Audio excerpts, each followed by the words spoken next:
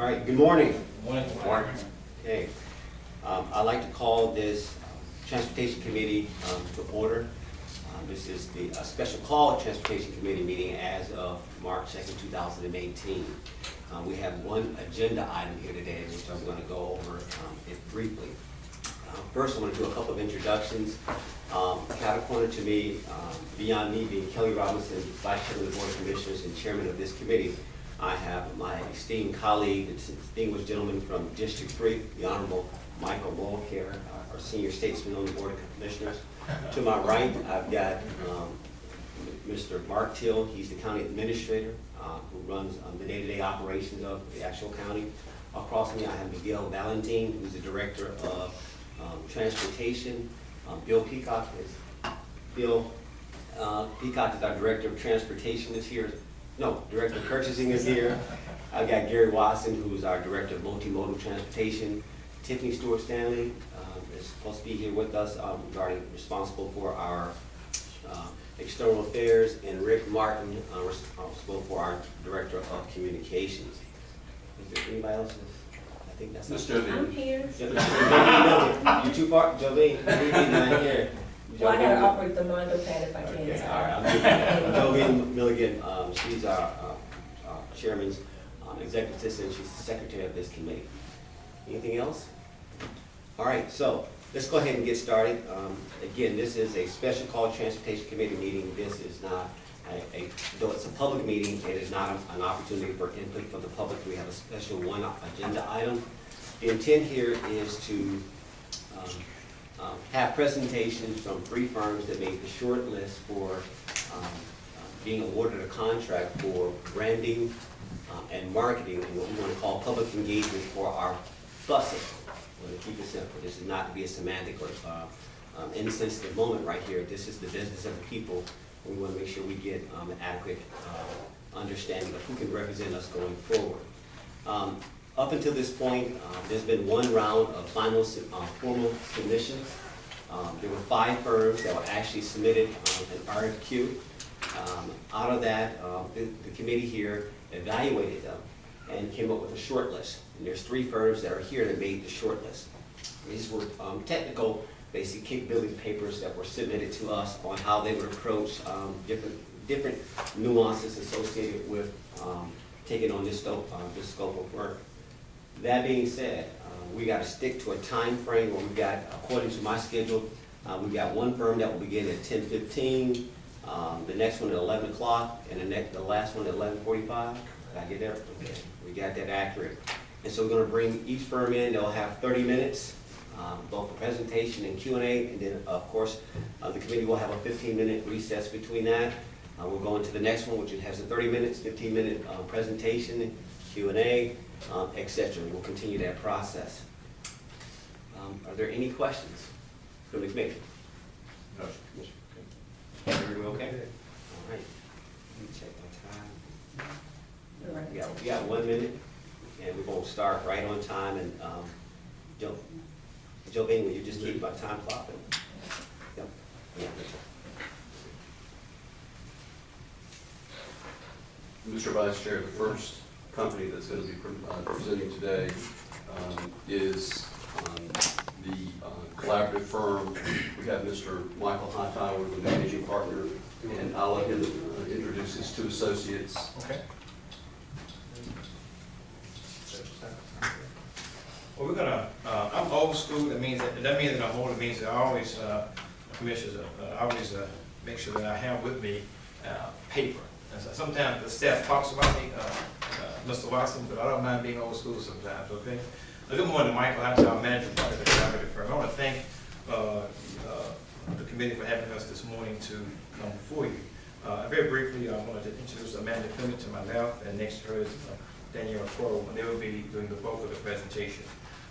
We will follow the, you have a document in front of you, which is always a good reliable. About the firm. The firm was started in 2001. We are based in East Point, Georgia. We are now, although we are a diverse firm, but we're the largest minority planning firm in the southeastern United States. We represent cities, counties, state entities, as well as private sector developers. We're very familiar with Douglasville and Douglas County, having worked here before, and some of our staff lives here in the county. So we're very comfortable being here and welcome this opportunity to embrace the entire community. One of the things that you have on your first sheet is that we're very comfortable working in challenging environments and with diverse items. Danielle's going to talk about some of that during our presentation. As we talk about our firm, we are becoming go-to firm for tough situations. What I mean by that is that we get calls on challenging developments such as the Walmart, landfills, etc. But Danielle's going to elaborate. So we are very comfortable in challenging situations, and we also bring out the best in those times. The bottom of your first page talks about some of the team members, of course. In addition to myself, Danielle is the project manager, assisted by Amanda Clement, and also Maurice Ongaro and Brittany Lindsay. So those are the team members. In addition to that, we also want to say we were very honored, Mr. Chair and Mr. Marquez, you know, to be involved with the Adult Detention Center. We were involved with that, with also community outreach, embracing the community, and also with some construction management. So we are very accustomed to challenging environments. So that was one of the things that we had as part of our plan.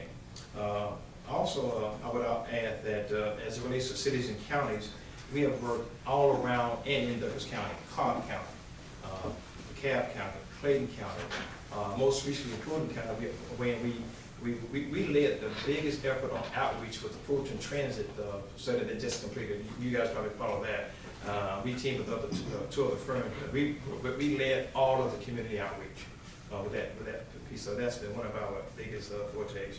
So at this time, Danielle will come up now and kind of talk about some things that she wants to cover with some similar project experience, and then we'll go from there. But we are very excited. We feel it's the right time and the right place, and more importantly, Mr. Watson, in your RFQ, what you noted was a firm that could, first of all, do the branding of the logo. But the real critical piece is embracing the community to move forward. So we can dot all of those I's and we can move forward. So saying that, I think we're going to keep going. Danielle, you want to need 3 seconds? You're ready. We're checking.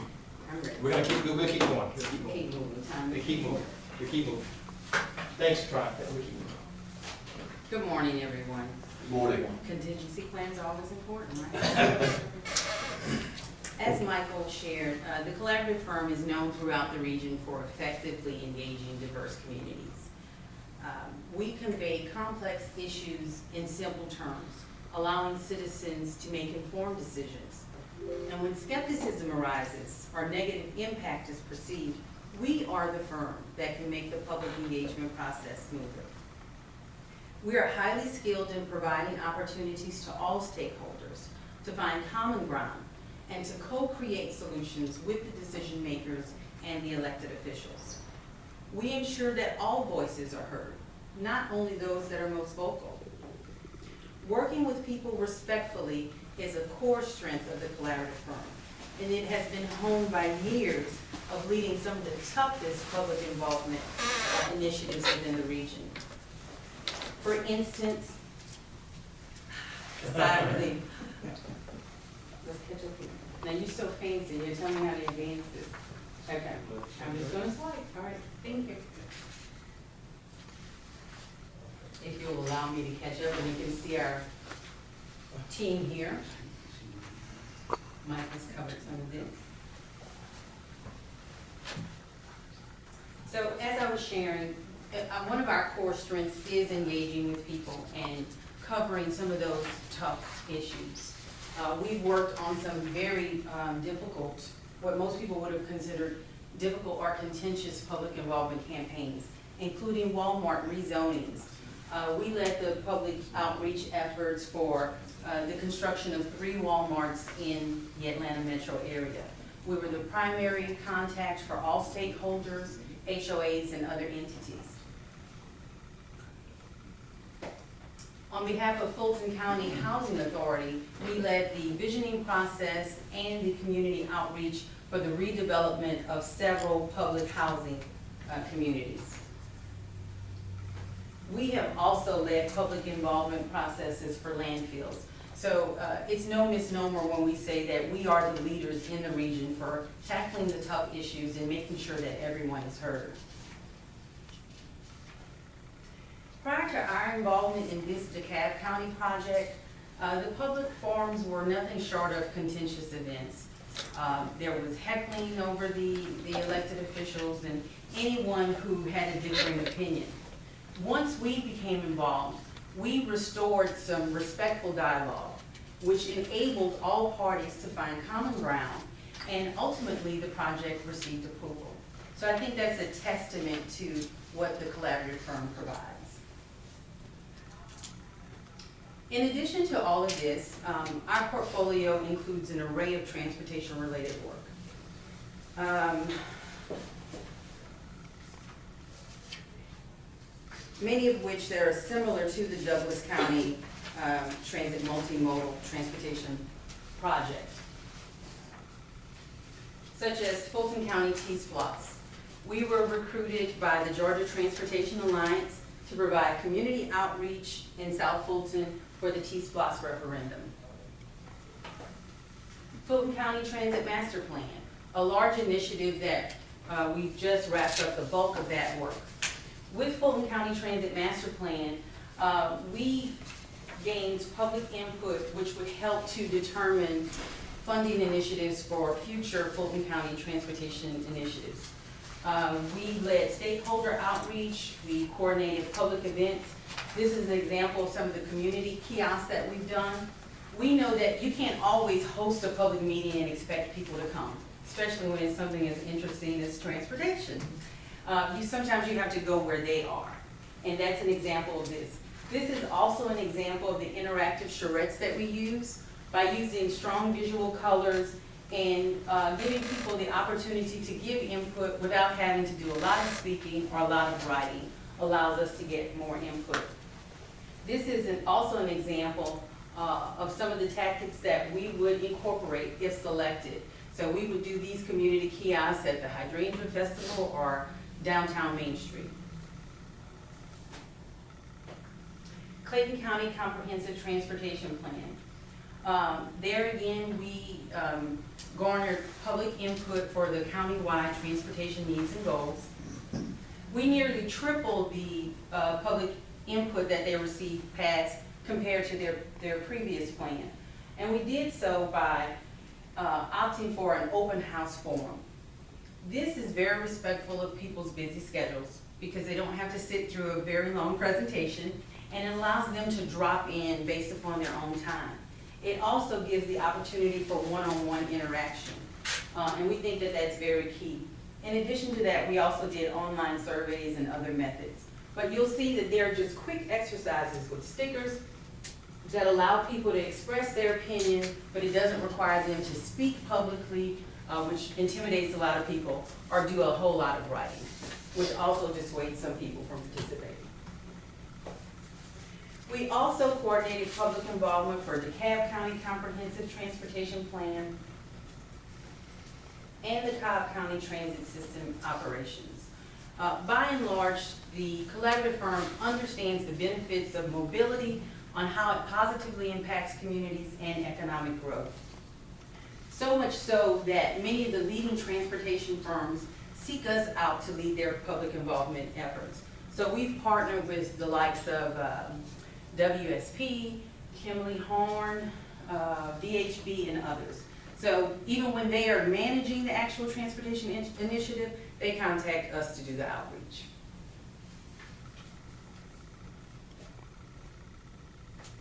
Okay. Not only are we well versed in public outreach, but we've also completed significant branding strategies and designed creative concepts for a number of our clients, including the East Metro DeKalb, CID, and the Clayton County Transportation Plan. Of special note with this is a social media posting. We also incorporated some digital advertising, which was also very successful. So we implemented ads on Facebook and Instagram. That helped us reach a much wider audience, as well as provide metrics. Especially when we're dealing with government, we want to show them how we're spending their money. We also created the mission and visioning process for the Development Authority of Fulton County. And for Clinton County SPLOS, we developed their entire brand, logo, and online presence, including this logo and this website. We also developed social media accounts for them and developed promotional videos. At this time, I'll turn it over to Amanda.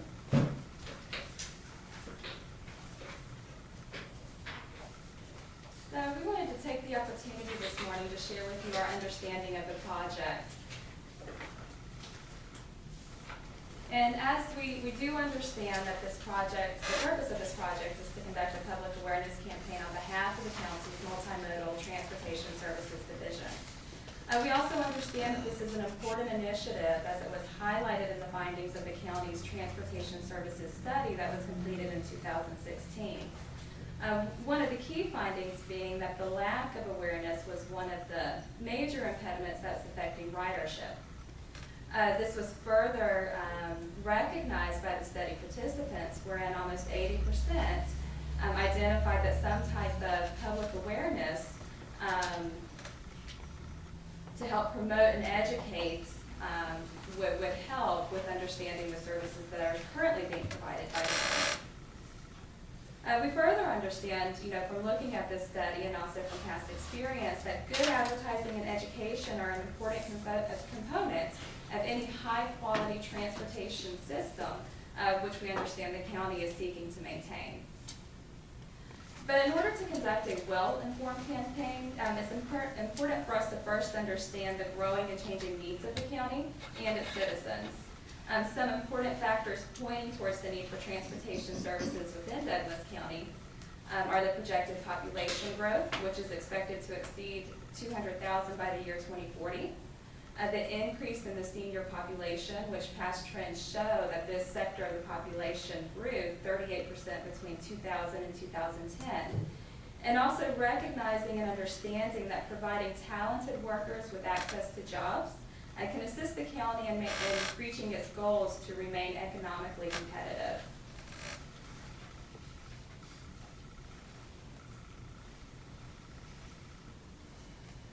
So in helping the county achieve its goals through public awareness, we're going to approach three key elements. We'll first be creating, if chosen, creating a logo to recognize Connect with Douglas. Developing, implementing, and executing a strategic campaign that is designed to educate the public on the services that are already being offered by the county, to include rideshare, express bus service, carpools, and the voucher program.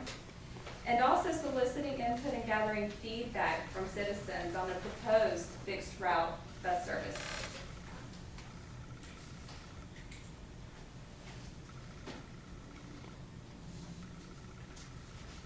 And looking at the study that was completed in 2016 and for the new fixed routes, it's important for us to understand that the highest concentration of those that are most likely to rely on transportation services are located within the central and northeast portions of the county. This would represent districts 1, 2, 3, and a portion of district 4. Understanding that in connection with the proposed bus routes will be an important factor considered throughout this campaign as we gather input on the effectiveness of those proposed routes and their locations.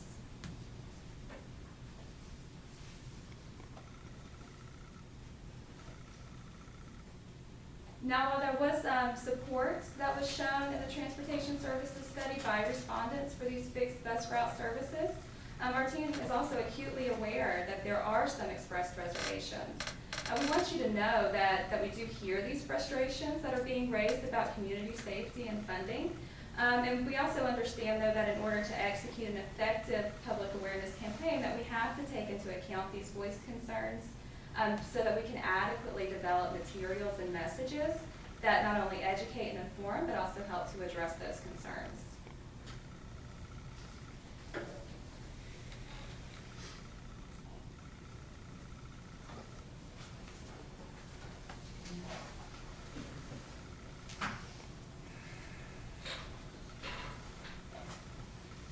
Our project approach begins with the assessment phase. Our plan is to meet with the Douglas County Multimodal Transportation Team to confirm the scope and deliverables. We want to obtain a shared understanding of the desired outcomes and then move forward. Next, we'll conduct work sessions with Douglas County city and community leadership.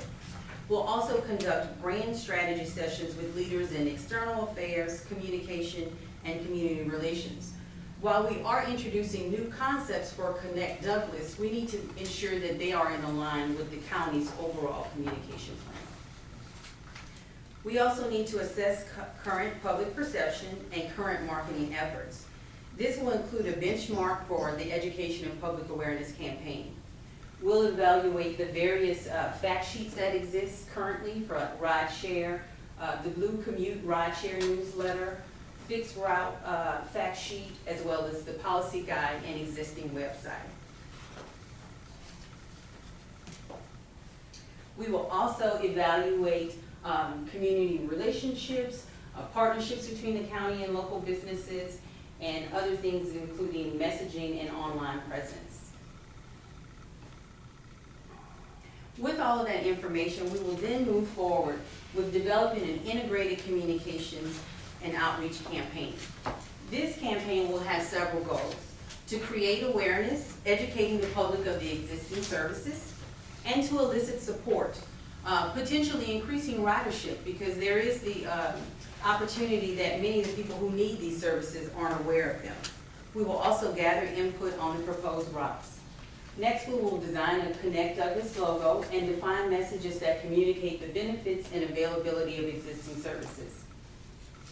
Not only will we incorporate these into print media, but we will also incorporate them onto digital and social media platforms.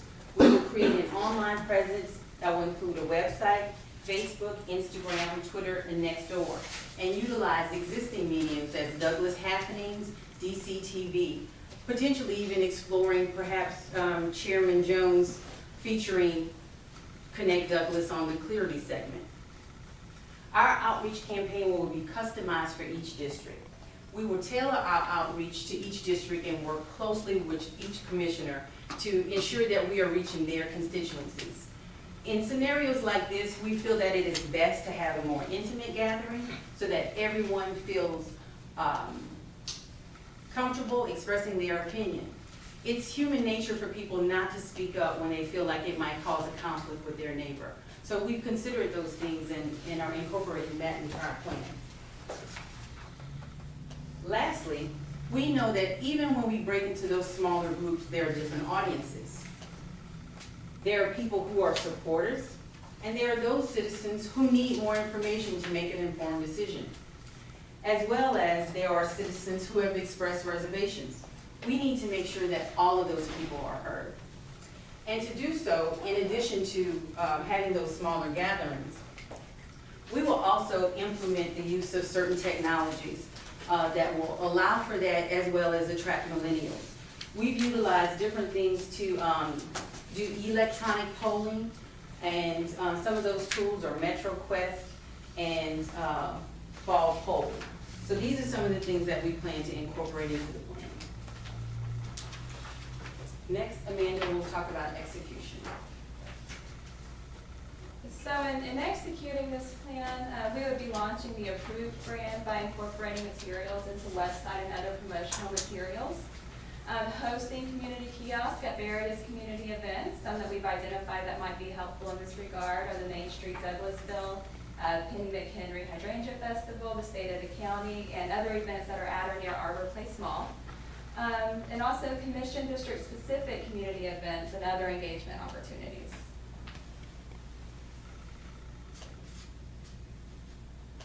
Now, our project timeline shows that we are ready to start this project if selected. And we've worked through our approach and our execution and development to determine that we would be able to meet the county's specified 90-day time period. I want to dismiss by closing, because let me allow for some questions, but as Amanda was talking, one of your citizens is Tyler Perry in Douglas County. He owns about 800 acres in Douglas County. We were honored by the Georgia Planning Association because of the large outreach that we received at his Fort McPherson site. He needs moving his studios to Fort McPherson Army Base. We led the public outreach for Tyler Perry's new location, and we were on it statewide because of our outreach. So I'll just say, let me take some questions. So that's what we do. Thank you.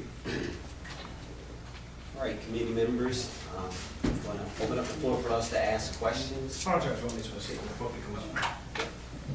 Commissioner Mulcair, I'll open the floor to you by courtesy, but anybody can go. Sure, I defer. Okay, anybody else? Miguel, Gary? Talk a little bit about some of the things that would go into determining the logo, the graphics. Daniel, I why can- don't you come? Okay. Thank you. Early on, I mentioned some of the assessment that we would do. Everything starts for us for research. We don't want to come with our own preconceived notions. We will have branding strategy sessions with those who are most knowledgeable about the services, and that's the transportation team, as well as those in communication and external affairs. We will bring to that process some knowledge about what we need to do to convey trust, efficiency. When you think about transit, you want those things, and mobility. All of those things would be incorporated into the Connect Douglas logo.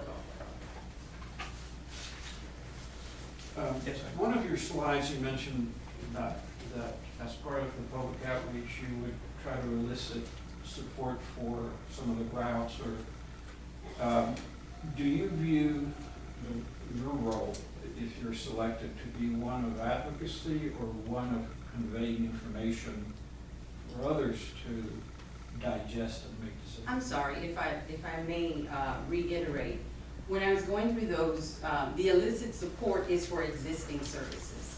Those are the primary focus for the education campaign. It's only the third component listed in the required deliverables is to gain input regarding the new services, not to create an advocacy campaign. And that's a good question, because during the, many of you were around, I think you were in Rockdale during the 2012 T-SWAT's campaign. We were involved with the Metro Chamber working throughout the region on that, and we were involved, on the education piece, and that was a separate wall from the advocacy piece. So we have been involved in these types of situations. 2012, throughout the region, 2016 in Fulton County. So we know there's a fine line between those, and also it also has an implication, as you know, from Rockdale, as it relates to funding and governmental funds, et cetera. But very good. Yeah, I got a question. And it's probably two parts, but, yeah, and I'll give context. Think about there's Fulton County, and you think about there's North and South Fulton County, two different worlds. You think about Douglas County, East and West, which are two different worlds, including if you add our character areas of the 4 districts. Very, very different character areas. What do you see your role as far as coming into an environment? How do you, and go back to your map showed a density to the east. The county is 4 commission districts. What is your approach? And this is a very, I want to have both of them touch on that. it's in this question. If you get this wrong, it's not a trick question. Yes, It's sir. wrong. Because I'm gonna ask everybody the same question. You got 4 character areas, the density is to the east. What is going to be your approach? Do you talk to the people that are just being affected, or do you talk to people that are not being affected in the area? We'll leave it at that. Amanda, you go first, and then wrap up. Amanda, you go first. I would say that whenever we're approaching something like this, we want to talk to everybody. I mean, this is something that doesn't just affect districts, although we do recognize the unique characteristics of each of these districts. We recognize that this is something that is meant to serve the county as a whole. So whenever we're gathering input and whenever we're engaging in our outreach, we want to make sure that all are involved in the information that we're putting out and getting back. Yes, I would like to speak to that, and I also respectfully like to qualify that, because there are several different deliverables, and for the second deliverable, which is the education component, that really touches everyone in the same way. These are existing services that already exist, that some people aren't aware of, but may be able to utilize. So it does impact everyone. The reason why we talked about tailoring our outreach is specifically for the third component, which we know, based upon our research, that there has been some documented reservations. We are aware, and Amanda pointed out, that it does impact District 4, but we know that that's mainly here, near Arbor Place Mall and the shopping districts. None of the proposed routes, based upon our research, extends into the 4th. So we understand how to deal with not in my backyard, but we also understand that everyone is expressing their concern, but it shows that they value where they live, and so we don't want to minimize people's concerns. I'll conclude, Mr. Vice Chair, by saying this, and many of you have been in government for years. Amanda has been in government for several years, and so has Daniel has worked alongside government. One of the things that we do with our firm and why we've been successful, we don't personalize issues. When people are upset, they're not mad at us. They're mad because of either miscommunication or perceptions. So one of the rules that we have with our firm, we've been so successful, is that we first attack it by listening. Folks generally just want you to listen to what their views are, and there are different views. And we strongly believe in hearing all the views that we have to deal with. And so one of our rules is that don't make it personal, and as long as it doesn't cross a certain line, listen, take it in, move forward. I have one more question, you guys don't mind? You guys, okay. But we've got a couple more minutes. And you're right, thank you for constantly reiterating that there are different deliverables here. But I also think you feel the weight of maybe one, to that point. This does have a budget associated with it, so I would be remiss as chairman of the finance committee to not, bring that to the forefront as well. Being able to fulfill those, fulfill the objectives here within the budget. Can you give us an idea? We're not looking for actual dollar amounts, but can you, if you've got a budget, you've got 3 deliverables, how do you weight what where the emphasis of resources are? How do we measure that coming back? Can you talk to that a little bit? Yes, sir. We would first, back to the chart, try it after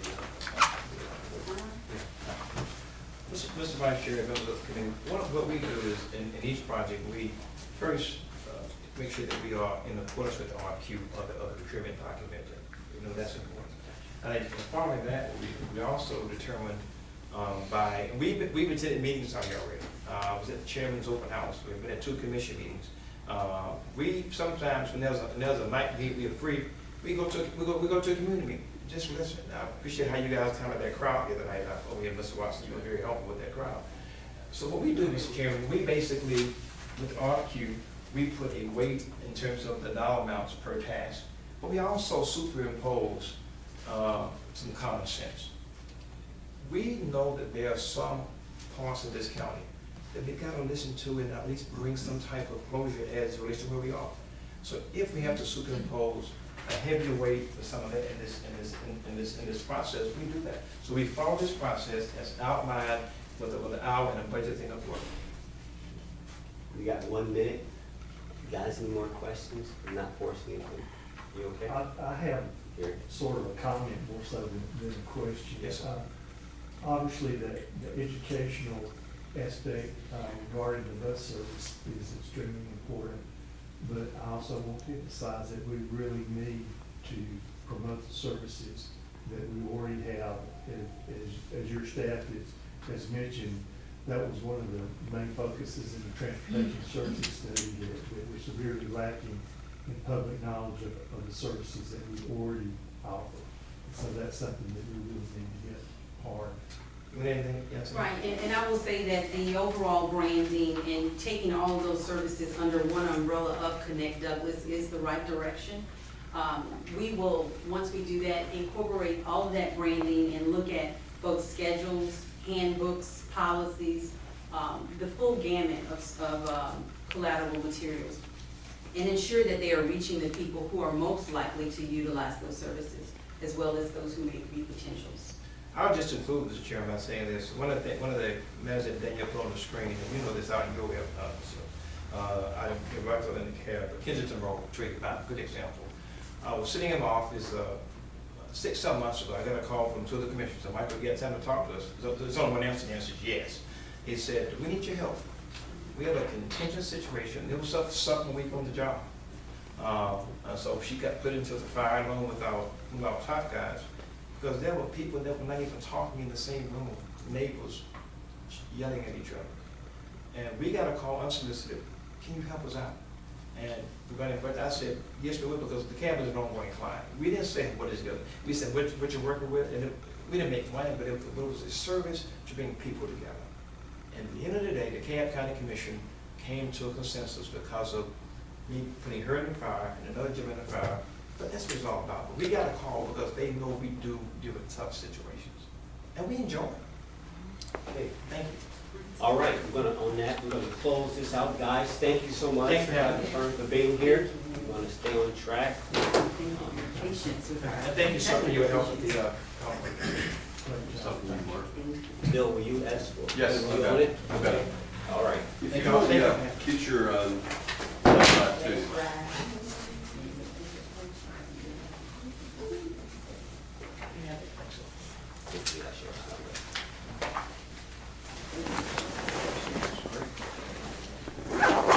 Transition.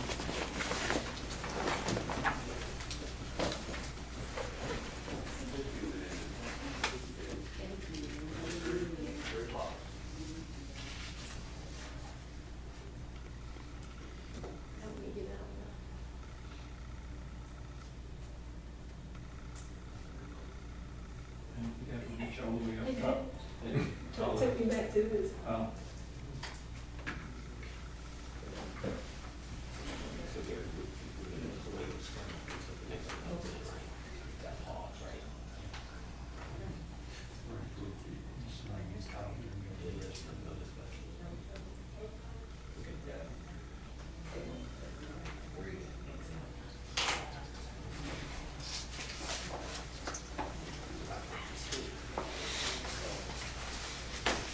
All right.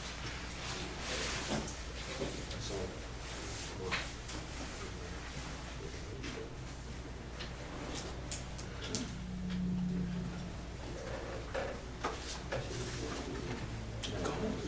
Yes.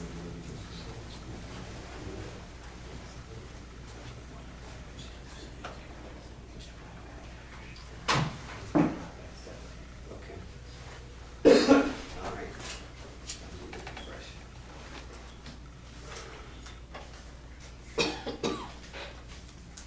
Commissioner, you okay? Good.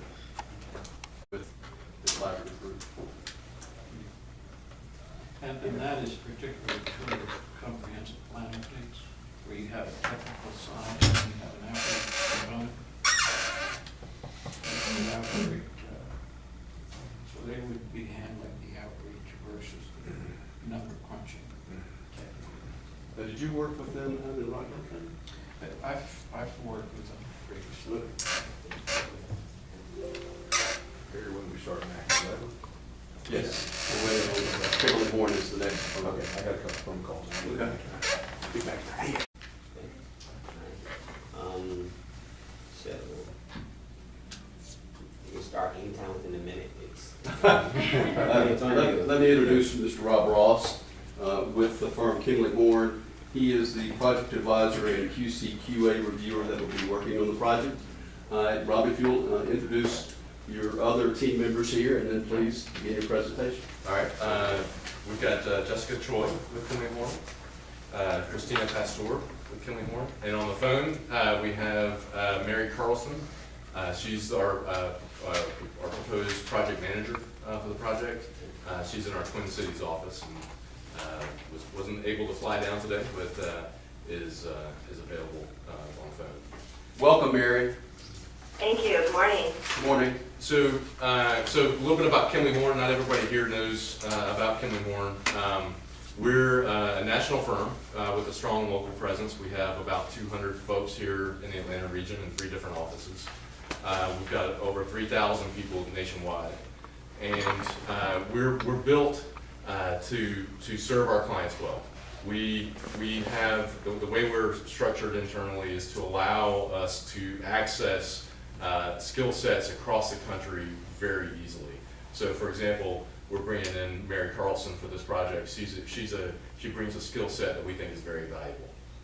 And we see, what's happening in the Atlanta region today is very exciting. The things that are happening with transit, we're taking transit to a level that it hasn't been. I think, and there's a mindset for transit that it's not for everybody, but there are places where it does work and where it can do a lot to help traffic congestion that we've got. And so there's a lot of changes, a lot of potential changes that are happening at the state level, and we're very excited to be part of helping make those changes what's right for each of the different local jurisdictions. So with that, I wanted to pass it over to Mary to kick us off on the presentation. Mary will be project manager, and she's going to run the rest of the presentation. Thank you. Thank you, Rob. Jessica, if you can advance it to slide 2 so everybody can get a visual of who I am. Again, my name is Mary Carlson. I am based out of our St. Paul, Minnesota office. And thank you so much for having me on the phone today. I really appreciate you accommodating me in this way. We've assembled and brought to you a great team today. I am a transportation planner. I am also a civil engineer. And I was also Assistant Director of Route and System Planning up here in the Minneapolis and St. Paul area for the largest transit provider, Metro Transit. I am so excited to be partnered with Jessica and Rob and Christina. We bring you a deep bench of transportation planning knowledge, of transit operations knowledge, and of communications and marketing and branding. So I think we have pulled together an amazing team for you. To really make sure that we are helping you communicate and connect with your constituents, your residents, your businesses, communicate the mobility options that are available now and that you are introducing, and communicate how they will help and benefit your community. In addition to those of us who are here today in the room or me on the phone, on slide 3, we also show that we have Eric Bosman on our team. Eric was one of the leads on the CobbLink branding effort that was done in Cobb County. And we're also partnered with Chelsea Hendrickson, Justin Von Hanna, Jessica Wallace, and Beth Tucker. Chelsea Hendrickson also was a member of Metro Transit and one of the staff members there with me. So she and I really bring a very deep bench of that operational knowledge and that understanding of how this will work on a day-to-day basis. And we are partnered again with Justin and Jessica, who are specialists in marketing and branding. Justin and Jessica bring both a pragmatic and an analytical approach, making sure that we are connecting with people where they are at in meaningful ways. But they also bring that really beautiful and visionary approach of helping to make sure that we can provide you with a brand that captures your identity and that communicates, again, those choices that you want to communicate to people about the mobility options available in Douglas County. And then coupled with that, we have Beth Tucker, who along with Jessica can be available to partner with you and with staff on engagement efforts and helping to communicate with the public in person or through social or online media. So how we're going to approach our presentation today is we are going to walk through sort of the 3 key areas of work that we understand that you are interested in. So focusing on the logo and the graphical elements of Connect Douglas, then talking about specific techniques for engaging the public and doing that communication, and then finishing up with talking specifically about the online strategy and how you can engage with folks beyond in-person exchanges. So with that, Jessica, if you can advance to slide number 4. We will start out talking about Connect Douglas branding. How we approach this is by, first of all, looking at what is the current perception of Connect Douglas. We understand that this is a new brand that is coming out of the transportation options, that's not the right title, but the transportation options study that you recently completed. That this is one of the key recommendations from the programming and management component of that study. What we want to do again is start out with assessing where is the understanding of that today, and how can we build on the Douglas County brand that exists today. So as I was talking with some of our graphic designers, some of the things that they mentioned were, you know, the beautiful green that is clearly part of your local identity, and trying to capture that as part of our branding and part of the logo. Another thing that we talked about and noticed are the radiating gold lines or yellow lines. Really showing some of that leadership and trying to capture that and incorporate that into a logo and into that branding. But really what we want to accomplish through this branding, beyond a visually pleasing identity, is communicating what that brand promise is. And as we're understanding, you know, based on the work that you've done already, and based on this RFP, you really are trying to communicate that there are choices available to residents and to employees and to businesses in Douglas County. But of course, that's something that we will need to confirm through this process. On this slide, we also have some examples of branding that we have helped clients produce. One example here is Coblink. As I mentioned, Eric Bosman was Kimley Horn's project manager for that branding effort. Eric talked about, again, where they started that process with identifying what is the current understanding of Cobb, then it was CCT, of Cobb County Transit. Through that, they identified the key elements of the identity that the community wanted to elevate. And that is really that strong identity in Cobb County, that strong local identity, and then also that emphasis on linking residents and workers with Cobb County throughout the metro area and locally. And so that's how they ended up with Cobb Link. Jessica or Christina, would you like to talk through any of the other branding efforts on this slide? Sure, I can. I'm currently managing the Connect Gwinnett. Oh, I'm sorry. Microphone. Sorry. So I'm currently managing the Connect Gwinnett Transit Study, and so you can see, while this was a plan logo development as opposed to an actual brand for the system, we did take the county through that process where we put together some different ideas, some color palettes, talked a lot about. And this was even prior to the county's new branding, so when, you know, if we were to do that now, obviously incorporating the county's new brand would obviously be an important component, but we went through multiple iterations with the county to work through different ideas. What was the concept that we wanted to be able to communicate? What is it that the transit system needs to be doing? So it was an iterative process, and Jessica Lellis, who you saw on the screen previously, was the graphic designer that helped us to take the county through that process. Great, thanks, Christina. Jessica, can you walk us through some of the ways that we implement branding?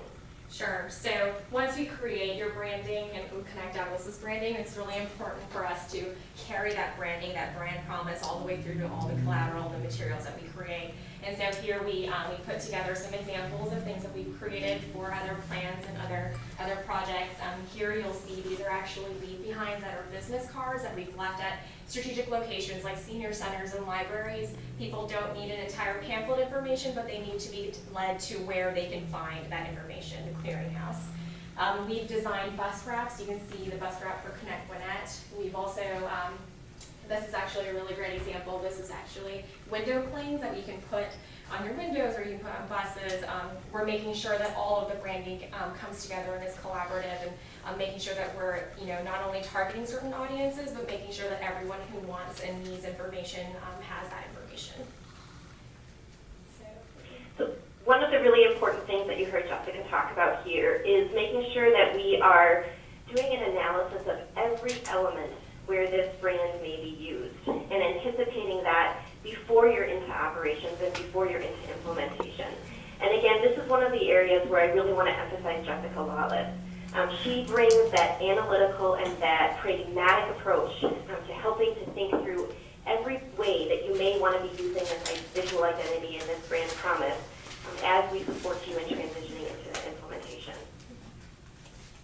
And so when we talk about actually, you know, going out to the public and raising public awareness about plans or transit services, What we really like to do is think about how the range of options that we can provide folks. We know that not everyone wants to come to a public meeting. We know that not everyone wants to, is going to go to a community event or the library or senior center, but we want to make sure that we're targeting a broad range of options. So here you'll see these are some of the community events that we've attended as a part of some planning efforts. The two on the side there, we actually got on Gwinnett County transit buses and toured the county where we met people at supermarkets and shopping centers, and we told them, hey, get on the bus, look what it's like, experience the service, experience the driver, you know, making sure that people really understood what we were providing, the existing transit services that were there, and also kind of, you know, making sure that we're listening to them and making sure that they understand what services that we're providing. Again, you know, the brand promise that Mary just mentioned is really important. We're going to be,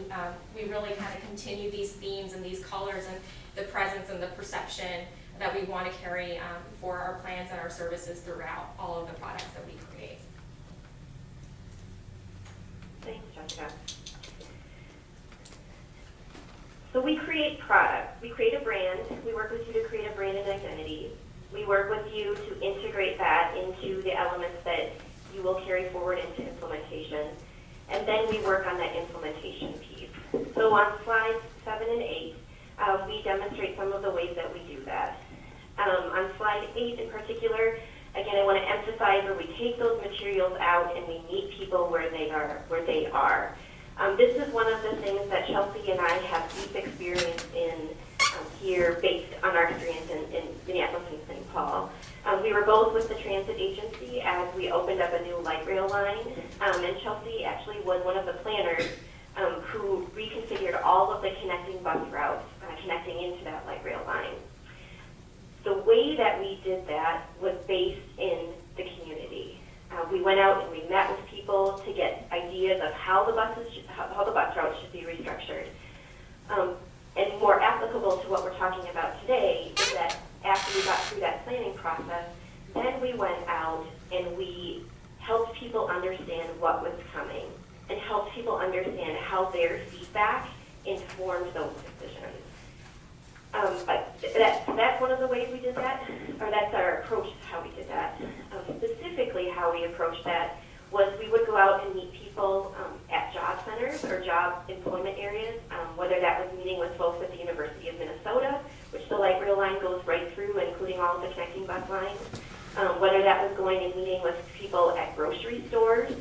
One of the key activity centers along the corridor is a strip mall that has a conventional grocery store, Cub Foods.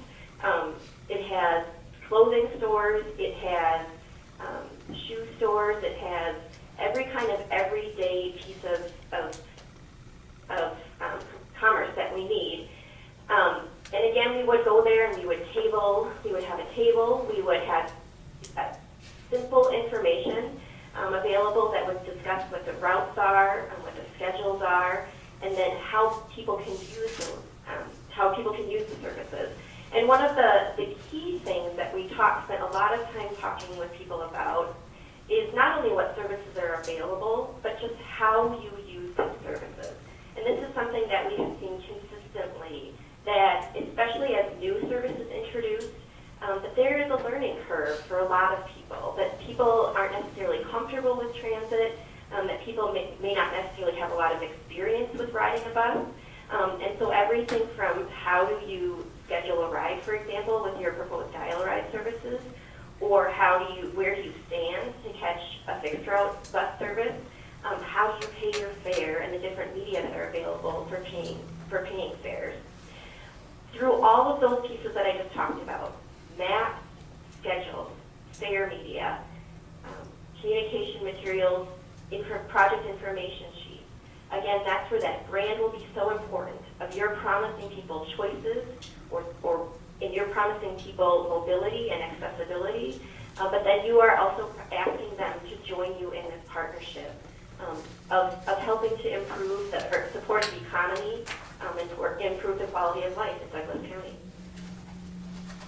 Christina, can you talk beyond in-person interaction, how we also share and communicate information about potential new services? Absolutely. So, as Jessica mentioned earlier, having that multi-pronged approach to be able to reach people is absolutely critical. Not everyone can come to a public meeting, not everyone can meet us in person. By far, one of the easiest ways to engage people is online. Now, that's not for everyone, especially some of the older population. We need to make sure that everything is accessible for them. But for the young parents that are running their kids to soccer practice and may not have time to come to meetings and maybe running quickly by us in community events, the online opportunities are really extremely valuable. And so really, we want to leverage those as much as possible. The website really needs to be your central clearinghouse. That's everything that Mary just discussed, all of the maps, all of the different pieces of information need to be stored on the website, easily accessible, so that people can come there even if they can't meet us in person, they can come and take a look at that information. Even leveraging social media is a great way to direct people back to the website. So we don't want to necessarily provide tons of information to people through social media. Social media is a great way to bring people back to the website. The community events are also a really great way to direct people there. Sometimes when people are running past you, they only have 3 minutes or maybe a minute and a half to talk to you. Handing them those quarter-page cards that has the web address, that has the social media information, let them in their own time, in the comfort of their home, in their pajamas, be able to go online and take a look at the website. It's also important that we can provide some online videos and tutorials. So some of the travel training pieces that are nice to be able to do in person, if people can't meet us there, maybe they can use an online video that is 3 minutes long and teaches them how to ride the system. So all of those opportunities are really important. The other thing, particularly thinking about any of the populations, particularly some of the Latino speaking, the Spanish speaking individuals, having things translated online is another great way to be able to reach some of the community that maybe doesn't speak English fluently. So we can leverage all of those opportunities with all of the branding to carry through onto the online media. Thank you, Christina. So Chair and committee members, on slide 10, I want to emphasize that we are energized by this opportunity to partner with you on this Douglas County Multimodal Transportation Services Education and Public and Awareness Project. We're excited to develop, deliver, and integrate into your operations a brand and an identity for your multimodal transportation services. We are excited to work with you to effectively communicate and productively communicate what those services are and how people can access and use them in a meaningful way.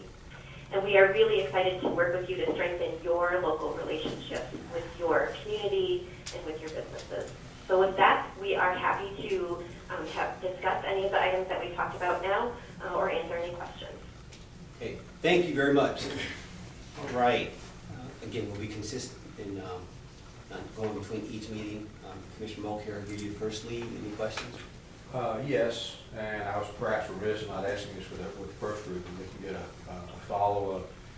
Recent moves at the state level for regional transportation, apparently going from Greta to the ATL, and we'll see how that finally shakes out at the end of the day. How well versed are you in those movements at the state capitol and their implications for Douglas County specifically? You go back. Absolutely. Chair, I can't see, so may I take the question? Yes, please, go right ahead. Okay. Yes. I would actually like Rob to talk about that one, if I may. He's at the podium, he's ready. Great. This is something, that is really significant and is really significant in transit, the transit governance conversation, and it's something that I congratulate the Atlanta metropolitan area on having. It is something that we up here in Minneapolis and St. Paul have also been working through for about the past 15 years, and I have been in the center of that conversation. That being said, I think Rob is really in the center of the conversation in the Atlanta area. Sure. Thanks, Mary. One thing we do know for sure about it is it's changing almost by the minute at the state capitol. And what it is, except there were two competing bills, one in the Senate, one in the House. They both passed, and they weren't necessarily passed for what exactly they were, but they were passed so that they could continue talking about it and continue the conversation. I will say it's going to be a complex bill, whatever comes out. But one of the things that we've heard and we've seen over and over in the region is the local control and the local planning that needs to go into these plans. And so while there may be an entity that helps manage and helps run, I think the local input and the steps that are being taken by the local jurisdictions are very important for any regional plan.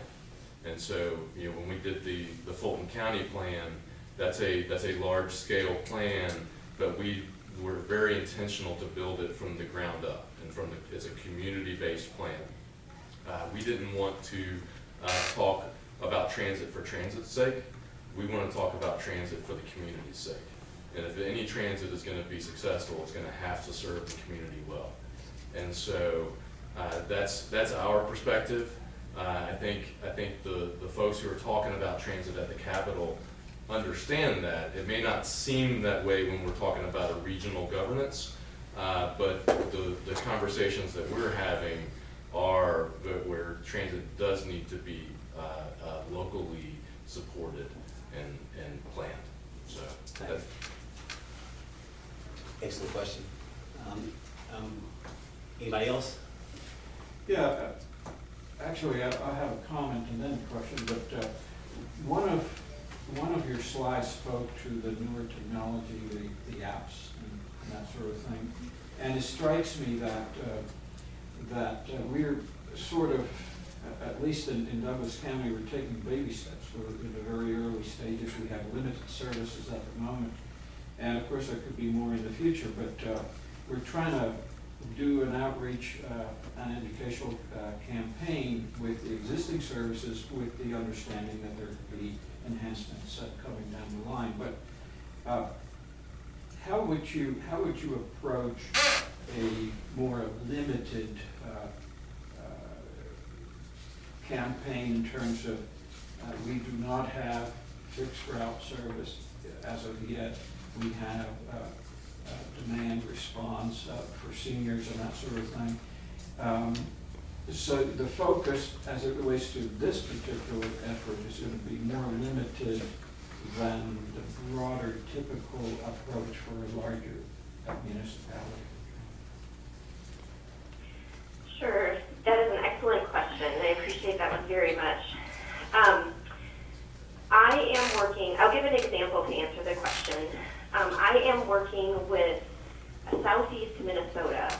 It is the 11 counties that surround the city of Rochester, Minnesota, which you may not have heard of, but you probably have heard of the major employer in Rochester, and that's Mayo Clinic, one of the leading healthcare providers in the world.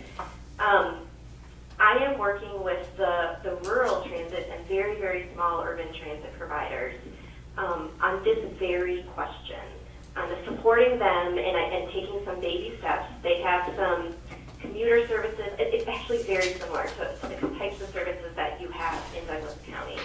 I am working with them to make sure that they are branding that as a cohesive set of services so that riders or people who are potential riders have better information about the services that are available and how those services integrate. And then we are also making sure that we are pulling the providers together. I think there are 7 transit providers that I'm working with, that we are working together as a set of transit providers to have accurate information.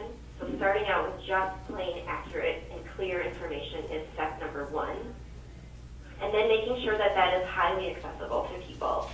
Accessible in everything from the sense of, again, having a base website where we can direct people back to having information, for example, in senior centers or at food banks or at public libraries, or even at high schools. That's another place where we see that some kids are trying to figure out, boy, how can I get from, let's say, Red Wing to Winona, for example, for the basketball game, and there isn't a bus that runs. So what other choices do I have? And they do have some dial ride services that are available if people don't have other transportation choices. So again, it's making sure that you've got that really clear information, that you have that brand and that brand promise of we're going to get you there and you can trust us. And number 3, using that basic set of tools, whether that's on paper or having a very focused online presence, to make sure that that information is available to folks. The other piece that I didn't mention, and I neglected that, is having a phone number that people can call. If nothing else, I think that is one of the most helpful tools. And along with that phone number, then having somebody trained on the other end of the phone who can answer that question, who can take the call, talk about the services that are available, and then if needed, help somebody plan their trip. Others want to add on to that? We've only got a few more minutes in this, so let me make sure everybody can get their questions in. Great. Gary, I've got a couple of them. Yes. We have 4 minutes. Our outreach project, it's not a referendum on whether or not we're going to have the best service. It's also not a propaganda piece from us on why we should have the best service. It's strictly educational. These are our routes, these are our times, this is what we think we'll charge. What we want from the public is their comments on how they think the routes might be tweaked, or the times right, or are we in line with what the service would cost. How can you keep the flow of information and comments focused on those particular things? That is a fantastic question. Christina, can I have you answer that from the perspective of some of the planning efforts that we've done? Sure, absolutely. So I think at the end of the day, we want to figure out exactly what those questions are. So we do have survey options that can give people very targeted options, so multiple choice type answers.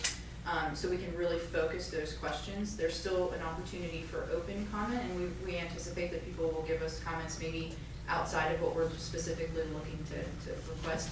We can log those, but we'll focus the efforts on organizing and cataloging all the information that are targeted to the questions that we specifically need input on. So I think some of the survey tools are very helpful, and we've used some different ones that are very easy to use, very straightforward. We can ask the very basic questions. We can build our own job form surveys if we want. And the outreach activities that we do in person can also be very targeted to that specific request. So I think we can stay very, very targeted. We anticipate that people will give us comments that may be outside of that, but we'll go ahead and log them as public record and continue to organize them. All right. I'm going to combine my 2 questions into one. We'll stay on time. So hear this out. And I heard you mention earlier that you mentioned, urban. As you know, here in Georgia, Atlanta is the capital, and it's surrounded by a county called Fulton, and it's pretty much a demarcation of north versus south. This is a consistent question for all 3 groups. You look at Douglas, we also have very, very different character areas facing the 4 commission districts. You have the eastern border, which is touching Cobb and Fulton, which is typically what we see as urban-suburban. You have District 3, which tends to be more suburban-rural, which is our southern border along the Chattahoochee River going west. You have our western border, which tends to be pretty much rural, for the sake of conversation. And then you got our northern district, which is District 1, which tends to be more suburban city. So if the concentration of sort of the proposed system is probably central east, and recognizing these different character areas, and I heard your emphasis on analysis, my question becomes, your emphasis on being able to do online applications. Douglas County tends to be one of for the past 3 presidential cycles, is very active. They don't. They get out. And so how do you blend that? I don't want to lose to say, well, how do you got to hear their heart. Online is great. It has a great emphasis for the millennials and those people who are very, very savvy. But this population gets out. How do you bridge that? Now, that's my closing comment. Question. Anybody can take that one. Mary, I'm gonna defer to Christina really quickly because I think her Gwinnett experience really speaks to that. Perfect, thank you. Okay, so yes, as you were describing the different commission districts in Douglas, it feels very, very similar. Obviously, Gwinnett is large, but there's some of the same types of situations where the western part is definitely more urban to suburban, and the eastern parts of the county are very rural. And then that's where kind of the multi-pronged approach to outreach really has to come into play. Transit is challenging because you can't have an intersection project everywhere, you can't have a sidewalk project everywhere. The transit service is going to be concentrated in certain areas, but there are different types of service. So right now you have a lot of on-demand types of service. Eventually there may be some growth into the fixed route services, and maybe then the on-demand services move into some of those newer areas. In terms of receiving input from people and being able to educate them and engage them, I think in the places where online isn't as effective, then we need to be there in person. And so those are the opportunities to be at the different festivals in the parks. Figuring out where the people are, maybe it's participating in a 5K, maybe not running, we're not running in a 5K, but we'll set up a table to be able to talk to people. And so finding those places, and we want to use the network within Douglas already. So one of the things that we've learned is we can't possibly reach everybody, but there are networks of people, advocacy groups that are already out there and operating that are engaged with the local community members. If it's a Kiwanis Club, or maybe it's, we've worked with the Latin America Association. So we find the organizations that are already active and who can give us avenues into reaching those people. So maybe it's speaking at a meeting, maybe it's finding the right community event, maybe it's participating in a sporting activity. Whatever that might be, but figuring out what works for Douglas in the different parts of the community, and it's not going to be the same answer in every part of the community. So I think we just need to figure out, use the resources that exist, use the elected officials to figure out where the best places are to be able to reach those. Does that answer the question? Yes, you did. That was very good. And again, I think that one out there. We're going to have to conclude this. We want to thank you guys. We want to be on time. Thank you for your time and contribution to this conversation. Mr. Peacock? Yes, sir. Will you close us out and bring? Yes, sir. We appreciate you being with us today. We're back from our break. We're going to be consistent, but this is our last of the 3 finalists for the scope of work that was put out there. I'm going to do a courtesy, as we've done everybody else thus far. My name is Kelly Robinson. I'm Vice Chairman of the Board of Commissioners. I'm also the Chairman of this committee. To my right is our County Administrator, Mark Teal. Across from him is Commissioner Mike Mulcair of 3rd District. Next to him is Bill Peacock, our Director of Purchasing. Miguel Valentin, Director of Transportation. Gary Watson, which is our Director of Multimodal. And we've got Jovine Milligan, who is our Secretary of this committee. Rick Martin is our Director of Communications, and Tiffany Stewart-Stanley is our Director of External Affairs. Now at the table. Bill Peacock? Yes, sir. Thank you, Vice Chair. We're pleased to have Jackson Spalding with us as the 3rd presenter today. I'll ask Mr. Colin Owens, if he will, please, to come up to the podium and start the presentation and introduce who he has with him today. Thank you, sir. Sure, thank you. Thanks to all of you for having us here, and thank you to all the citizens of Douglas County who may be watching this later on. I'm happy to get my 15 minutes of fame. Maybe it's the start of my IMDb page. But I'm Colin Owens of Jackson Spalding. I'm here with Rachel Tobin and Pat Hill, and I'd like to have them come join me up here. And also I'd like to say too that we don't want this to just be a here to there presentation. We'd love for you to ask questions throughout. We're much more of a conversational bunch. We feel like we do our best work when we're collaborative. So if there's any point in our conversation as we're presenting, discussing anything, you have a question, or you just want to throw an anecdote, please do that. Sure. So Pat, you want to introduce yourself first? Go ahead.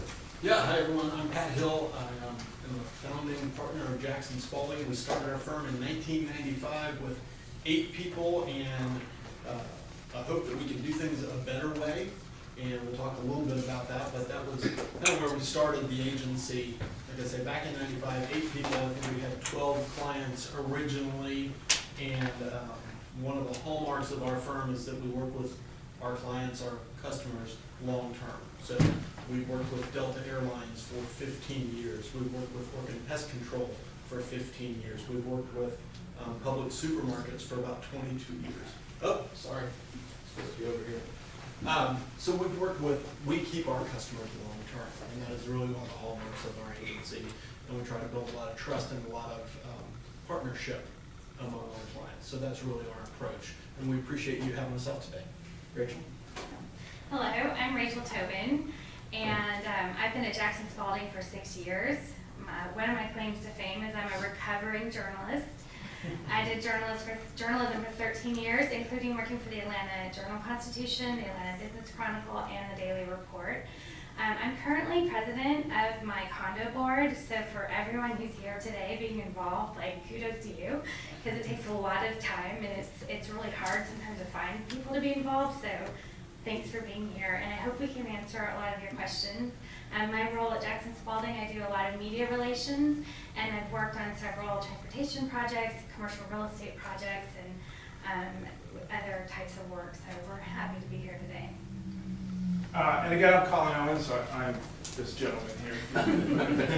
I focus on business development at Jackson Spalding. So as you heard, no one actually used a title, and that's one of the unique things about JS is we don't have titles. We actually feel like having a flat structure and having a culture without titles keeps us focused on what matters, and that's what Pat was alluding to, and that's our clients. By keeping that flat structure, we are able to put the best people on the right projects and just do what needs to be done. When I first started out, I was in a meeting with a client team, and an intern told Bo Spalding what he needed to do on a project, and I was floored, and I thought that that intern might be fired on the spot, but he just said, no, it sounds great, I'll get it to you. And that's when I knew that I was in a special place that was really focused on what actually matters. How we like to do our work, and again, this is what Pat alluded to too, is in reference to this picture here. I was in a conference a few years ago, and someone asked the IBM CMO, what is the best agency relationship for you? And he said, I want an agency that's in the rowboat with me, not one that's on the shore shouting directions on where to paddle. And that's really stuck with me, not only because it's just a great metaphor, but that's really how we like to work. We want to get embedded with our clients. We like to think that if we had the opportunity to work with you, and we were sitting in this room in a year, that people would walk in and not know who worked for Douglas County and who worked for Jackson Spalding. We'd all be talking the exact same manner and going through the same progressions and process to try to get to the same results and goals too. Our vision is to be the most trusted and respected marketing communications agency, not to be the flashiest, the most well-known, the most highly decorated, the loudest. We want to earn the trust and respect of our clients, and that's something that we work on every day. Glenn Jackson likes to say we treat every day like we just opened our doors, and that's also how we treat our own people too. We know that our people have the option to work wherever they'd like to, but we have people that have stuck around and have stuck with us, and talent that wants to come work there, and that ultimately allows us to do better work for clients, like if we have had the chance to work with you. This is a graphic of what we do. This was in our presentation that we had sent over before, but this is not only what we do, but how we do it, so I thought I'd take a quick second and just walk through that. The client is always at the center of everything that we do. We want to make sure that we're understanding what challenges you face, what keeps you up at night, what things you're worried about, what things that you have always wanted to accomplish that haven't quite been able to. Then we want to go and look at your branding. What makes you uniquely different? How can you stand out in a marketplace that might have a lot of noise or clutter? And then how do we develop a strategy around that? We believe wholeheartedly in strategy. We don't do anything without a strategic approach. One of my colleagues likes to say, strategy is hard and tactics are fun. That's why everybody wants to jump right into tactics, but we really believe in a strategic approach so that we can achieve what we need to. Then these things here in white are what we refer to as our outreach services. That's how we can get in touch with the people that matter to you most, your target audiences. And audiences are paramount for everything that we do. Ultimately, if you're not talking to the right people in the right ways, you're kind of wasting your time. Beyond that is measurement. We want to make sure that everything that we're doing is achieving the results that we set out to do at the beginning. And if not, then we're optimizing that. And that's why those arrows are two-way. So that we're going back, we're visiting a strategy of things that not ultimately achieve the results we wanted to, we tweak, we reposition, we go at it again. This is just a little bit of a snapshot of our agency. We have about 160 employees. We seem to be adding people all the time. We've been in business for almost 23 years now, and we'll be in a few months. And we currently have 7 active owners, and for the type of work that we would be doing, we also have about 30 people in our creative department. So it's almost like having an advertising and a creative services firm inside of this greater marketing communications agency as well.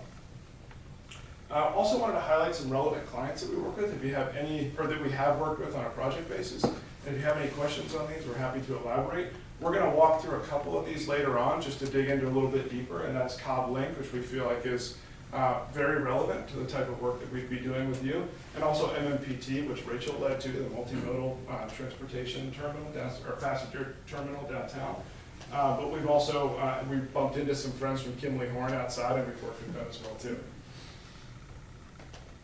So I want to dig into how we develop strategy just very quickly. I'm not going to belabor this too much, but ultimately everything starts with an audience, as I mentioned. Who are you trying to talk to and how and why? How can we understand them the best we can and all the little things that make them tick and that resonate with them so that your messages and what you need to have them know will stick with them. Then we go all the way through all these different things. The core part of what we look at is here on the bottom and progresses through. Ultimately, when you look at all these things together, the strategy just kind of falls out of all those inputs. So we believe in a scale, don't skip process for strategy. And that is, we don't have to spend 2 months looking at all this stuff. Sometimes this can be done in a matter of hours, but we feel like if you don't examine each one of these 10 steps, you could be missing something important. So potential recommendations that we thought would come out of what we would do with you. We don't want to be presumptuous. Some of this was in the RFP you sent out, and some of it is also some things that we think you might need, and we can again talk about these in a little bit. These are the things that we may feel that we would need to work on with you. I'm going to highlight quickly our creative process, because I know one of the things that you're looking to do is to build a brand aesthetic and a brand look and a logo. And this is how we go about that. We always start with research and analysis and carry it through what we want to understand, like what, again, the audience, what is going to stick with them, what's going to resonate with them best, what's going to help you stand out. Building that strategy, ultimately conceptualizing. We usually, for a logo development, we'll have 2 teams of designers working on that, and we'll come up with anywhere from 4 to 8 concepts. And then we'll help you realize which one is right for you, and then scrutinize that and make sure we're measuring it against other things to make sure there's no potential trademark issues, or it just doesn't look too much like another thing too. So as we explore brand identity and how we would develop a brand identity for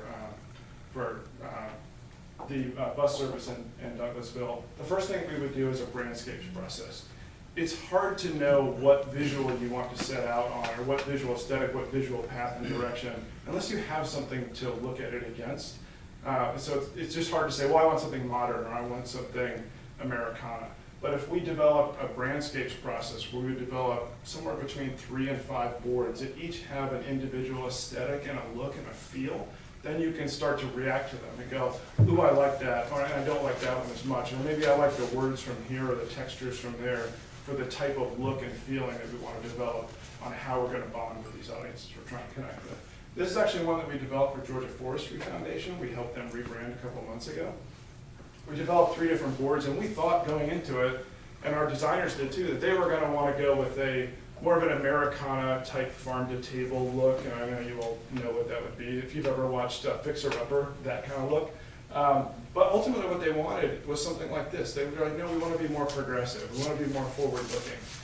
And we wouldn't have known that had we not gone through this process. So ultimately, this is an inexpensive process to go through that saves a ton of time and money later on, because then you don't have to go through rounds of revisions and starts and stops to where the client and the agency start to feel like you're not communicating well. This really helps set you off on a solid communications footing too. This is the logo we ended up developing for Georgia Forestry Foundation, and we have a larger presentation around how all this came about, should you want to see it at some point. But this is a logo we developed and how we developed it and why. So we like to have meaning behind the logo and not just a cool looking brand mark. So for this one, it represented the 3 parts of their pillars of why they exist, and that was forest policy studies, forest leadership, and forest education. But it also represents the sun, the sky, and the field. And you also have a G embedded in it and an F embedded in it. And then this also was analogous to the yin and the yang and the balance of nature and people together. So we like to have multiple meanings inside of it. Again, so it's not just, hey, that looks cool. These are some logos that we've developed over the years, over the past, I'd say 5 or 6 years or so. If you have any questions on how these were developed, we'd be happy to explain that. Again, Cobb Link is one that we feel like is worth talking a little bit more about, which we'll do in a second. Endeavor Air was an airline that came together of 3 airlines that merged together, and we helped name that and do the logo for that a few years ago. It's a Delta affiliate. And then 2 CIDs that are in the Metro Atlanta area that Pat Hill worked on and Rachel worked on as well. So I want to hand this over to Rachel, to talk about MMPT, because this was her baby for a while, so Rachel, go ahead. Sure, thank you. So the multimodal passenger terminal was a design study that was done by Forest City, Integral, and Cousins Properties, and they were hired by GDOT to do a feasibility study. The idea was to put a train station, bus station, taxi station, bicycle station, all downtown in the Gulch area. This was one of multiple studies that was done over, 30, 40 years. And it turned out there wasn't a sponsor for the project in the end. The governor and the mayor, neither of them wanted to end up investing in it. So right now, that area is under consideration by some developers. But this was a very exciting process to work on. It was about almost 2-year process, and we were in charge of making sure we communicated with journalists about the project and got as much press coverage as we could, as well as with citizens. And we held 3 public meetings to show, the kind of initialize the process, then show designs as they were in progress, and then get to the final design. We also had to work through the NEPA process, which is the environmental review process. And so we coordinated with multiple agencies, from the City of Atlanta and MARTA to GDOT to the local EPA office and the EPD. So it was a very interesting process. We set up a lot of systems to make sure everyone was on board. We had communications meetings among the agencies. And then we had, over the course of the 2 years, we had hundreds of people participate in public meetings. So even though the plans did end up on a shelf, which we had hoped they wouldn't, the process, I think, went well, and we got a lot of coverage for it. So yeah. All right, I'll talk a little bit about our work for Cobb Link. Who here knows Cobb Community Transit? Anyone? Yeah. CCT? Well, CCT's been around for 25 years, right? And so they came to us. Actually, we were partnered with Kimley Horn, who we worked with on North Fulton CID and Cumberland CID, and our partners at Kimley Horn called us and said, hey, we've got this project, we're working with Cobb Community Transit, and they think they want to rebrand. They don't know exactly what they want to do with their rebranding, but they think they want to rebrand. And we said, well, what do you mean rebrand? Just redo CCT and make a different logo? And they said, no, we really want to rename the whole organization. We've got a whole new idea of where we want to go with our transit system in Cobb County. And we said, great, we'd love to be involved in that project. So we worked very closely with the engineering and urban design firm of Kimley Horn, with the Cobb DOT, and with the Cobb County Commission, frankly, on developing a new name, a new look, and then all of the related materials. Put 3 terms down here at the bottom. 1, complete rebranding. Complete rebranding. So CCT now only exists kind of as a DBA. You still see Cobb Community Transit sometimes, but sometimes it's on their bus right here, a service of CCT. We didn't need to go through the legal process of completely changing the name of CCT, so saved a lot of money by not going through that whole legal process, but we really just rebranded their bus system and their transportation system as Cobb Link. And now, if you've seen on the highways, they wanted something very visible, so we ended up with a bright yellow bus with some great visibility on it, but a complete rebranding of that system. Secondly, we started with primary and secondary research. This was a process when you go into a renaming of a whole transit system in some place like Cobb County. Cobb County, I'm not from Cobb County, so I guess I can say this here. Cobb County thinks a lot of itself, right? They are very proud of Cobb County. And so they wanted something that represented their brand very, very well. So we did a lot of primary and secondary research. Primary research meaning that we went to bus stations and we asked people about the CCT system. What do you like about it? What do you dislike about it? What would make you ride it more? What would make your friends ride the system? So that was the primary research that we did. And then we did a lot of secondary research around what have other bus systems done, transit systems done in other parts of the country as they've rebranded. What is the latest and greatest look? MARTA just recently went through a rebranding with all of its buses. They kept the MARTA name, but they have a whole new look on a lot of their buses. So we did a lot of that secondary research, and then we talked about multiple governments involved.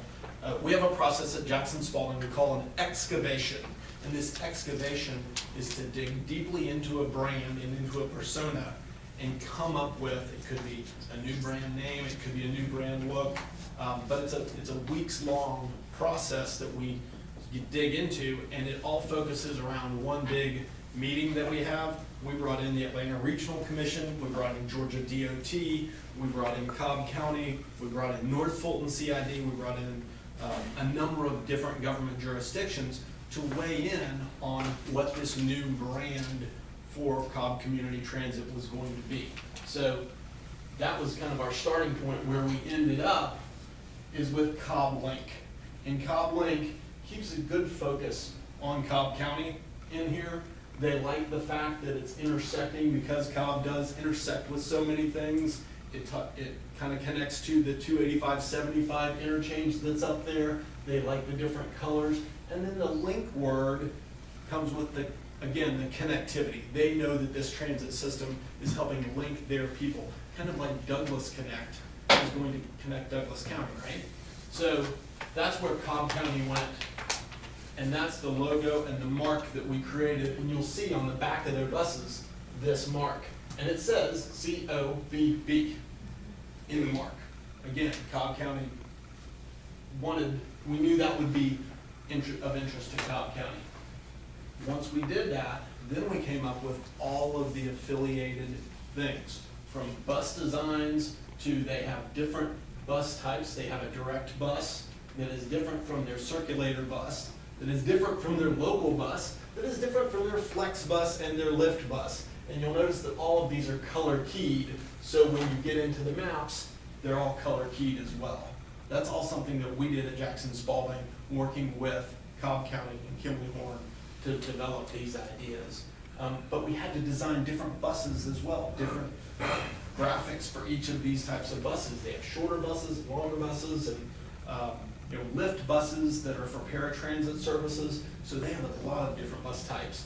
Then we designed signs for the different buses, system maps, even the little placards that go inside the buses. So a lot of design work was done as well.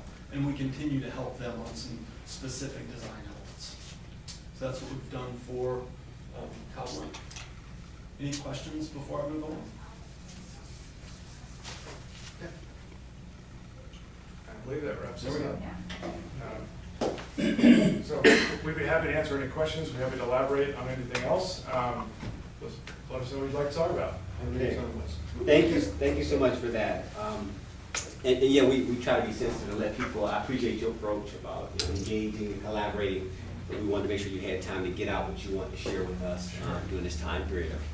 All right, I'm going to turn to my committee members. Mr. Mulcair, always first lead. Yes, thank you. Lot of movement in terms of regional transportation at the state capitol level, and I know it's still in flux. But what do you see as implications for Douglas County and implications / opportunities for Douglas County with some of the changes that perhaps will be coming out of the State House? Any one of you? Well, I can talk. Talking about the 13 county that was just passed. Yeah, ATL versus Greta. Yeah. Yeah, so Brandon Beach, who's been pushing ATL for a long time, was my client at North Fulton CID, and he's had this vision for creating Atlanta transit lines all over the city. And I think it's an interesting approach. It's worked in some areas, it's not worked in other areas of the country. But I do think that Atlanta, I think we need better connectivity between all these places. People don't just work in one county, right? People don't just live in Douglas County and work. A lot of people do. A lot of people live and work in Douglas County. But I would say that, and I have not looked at your research to see how many people are actually leaving the county, but I know where I live in Roswell, people leave. They go to downtown, they go to North Fulton, they go to Gwinnett, they go all over the place. And so the connectivity in Atlanta proper, the whole Atlanta region, is extremely important for us. You may have a better handle on specifics. I mean, I read story about it, and I saw that they want to rename it from Greta to the ATL. So aside from that, I don't know how it's going to impact Douglas County. We'd love to look into it. And that, truthfully, that was one of the things when we were looking at renaming Cobb Community Transit. What name could we have that also could potentially work with other counties and work with other transit entities? And again, Cobb County wanting to be the lead on those things, they said, well, Cobb Link, you could have Douglas Link, you could have Atlanta Transit Line, the ATL, it could be Cobb Link, it could be Atlanta Transit Link. So we did think about that as we were rebranding. Short term, I don't think it's gonna have a huge impact on Douglas County. Long term, it may be that you have much more connectivity to a larger transit system. I think connectivity, so the Gulch was obviously the MMPT project was trying to not just link transit within Atlanta, but, you know, across states. You know, there's really no main Amtrak station, so that was a big consideration they were looking at. Greyhound, you know, we have all these places where things are just kind of one-offs, and their bigger concern is how do we get everything under one place. It's how a lot of, you know, sort of cities that were built around the turn of the 1900s are organized. They're organized around big train stations. And I think as we look at some of the corporate headquarters that are wanting to move here, more and more, transportation and transit are their number one, you know, requirement in addition to the talent. So I think it's important that, you know, the state's looking at it regionally. I think it could help you, really, in the long run. And I think it will require all the individual players to work together and collaborate ultimately. I mean, we're not New York or Chicago that has a centralized public transportation system. So it's up to the regional players to develop solutions that not only work for inter-county transportation, but also, like Pat was mentioning, inside and out, going outbound and coming into, and how all those can work together. I think ultimately that will be the success factor. Back to you, Mr. Chair. You're welcome. Director Valentine? Yes, thank you, Commissioner.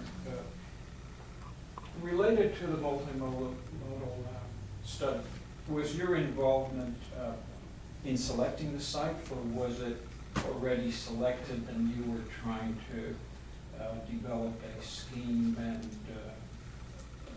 design for it? That's right, it was the latter, and we were brought in by the master planning team.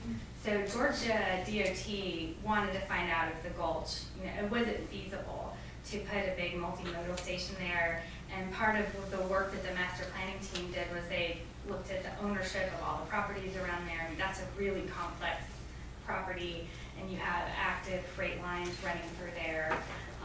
So that was basically the job of the master planning team, was to understand, is it feasible, and then also to get to a design, so that if the state decided they wanted to do it, the design was ready to go. And we were a team member on the master planning team, because we're the communications PR part, yeah. And as part of your original proposal documentation, you had a case study of SunTrust Park. I don't know what your involvement there was. Sure. How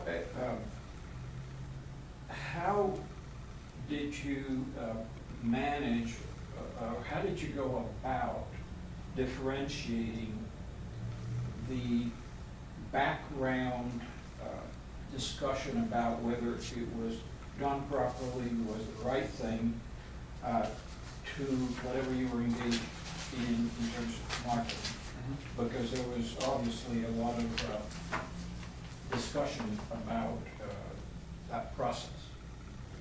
I can speak on a high level about it, you guys please add in too. We were engaged by the Braves before they decided to move from Turner Field when it was just an idea to potentially move to Cobb. So we worked on that in secret for about a year. And there was a team of about 3 to 4 people that worked on that. And we want to help our clients with the business decisions they want to move forward with, and not necessarily help them form those decisions. So we worked through how they were going to communicate those things. They felt like moving a stadium was in the best interest of their fans and the team. And ultimately the biggest issue around that was not separate from moving it out of downtown where it had been for years, was the transportation around how people were gonna get to the ballpark and where they were gonna park. So the bulk of our work, once we announced the new ballpark, was working on the transportation flow. And the team could speak, I could set up a separate call with the team that worked on that so that they could speak in much more detail about the transportation schemes, but it was highly complicated. We created a microsite, we created videos, we created infographics, messaging.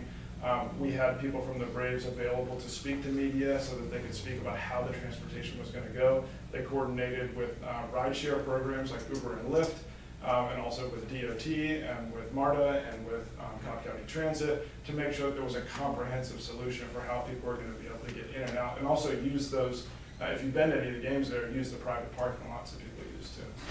Yeah, and if you've been to a Braves game, you've realized that you can't just drive up and park anymore. You can't just hand somebody your $10 and park.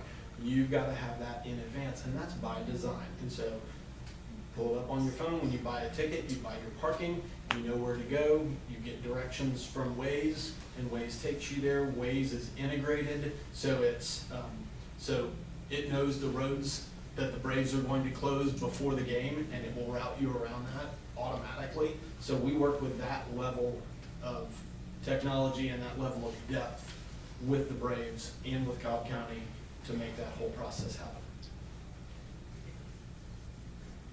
Director Watson? Talk a little bit about your outreach strategy. How are you going to engage the public and letting them know about our current services and our existing services?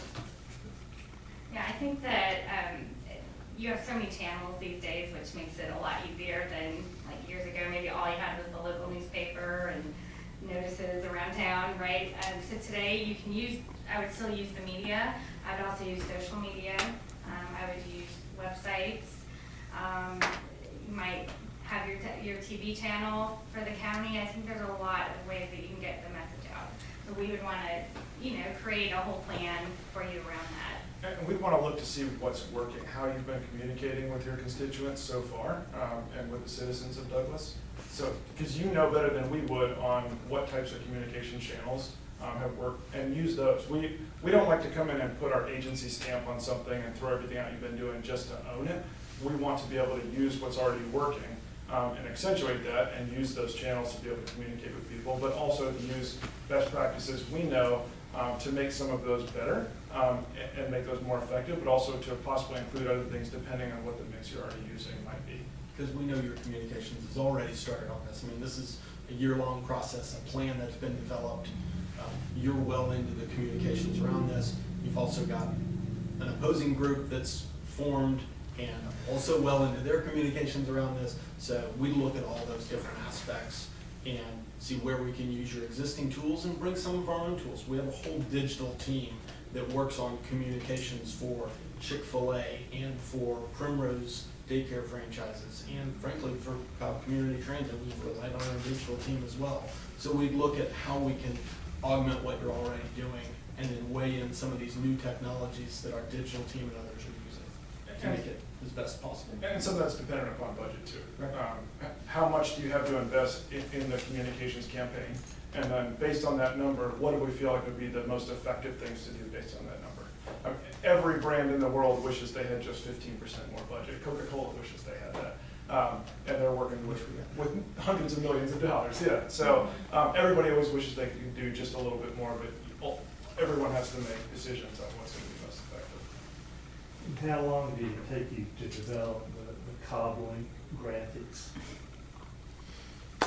Well, the graphics themselves or the whole process? The The whole whole process process. was about a year and a half, close to 2 years long. But developing, well, and the graphics came out of a lot of the things that we learned in our excavation session. We pulled into the graphics that you see as Colin walked through the Georgia Forestry Commission's logo.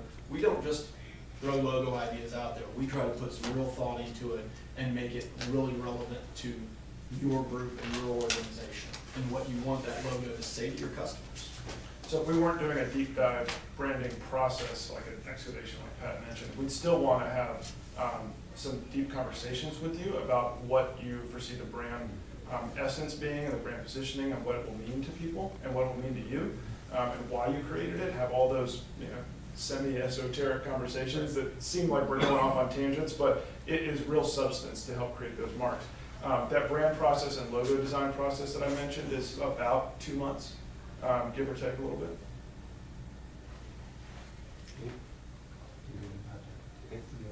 Sorry, can I administrator? You good? Okay. All right, I've got, we're good on time, so I'm gonna ask a couple questions. And Commissioner Mulcair's pointed out when you're assessing the environment, the macro effect, right? We talked about political overlay at the state level. Let's bring this here locally, local jurisdiction has control. My question becomes, Douglas County has 4 character areas. I need to hit Douglas County. Right? 4 different character areas to the east, it's sort of that urban, this is the question to all 3 groups, so bear with it. Douglas County has 4 character areas by district. You have the eastern border, which is closest to Cobb, across the Chattahoochee River, which is more urban, suburban. Along the southern border, along the Chattahoochee, all the way out west, you have what's called, that we will call suburban rural. Dead west is all rural for the most part, and of course our northern border is more of a suburban city, which is that inner. Right? 4 different areas. It's almost the equivalent of north and south Fulton, very distinct different areas.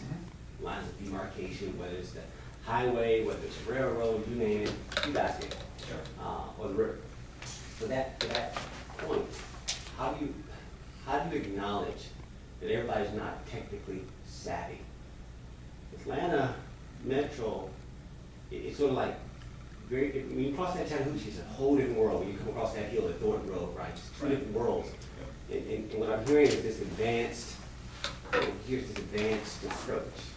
How do you take in consideration where Douglas County was one of the top 5 voting counties for the last 3 presidential cycles, and they get out.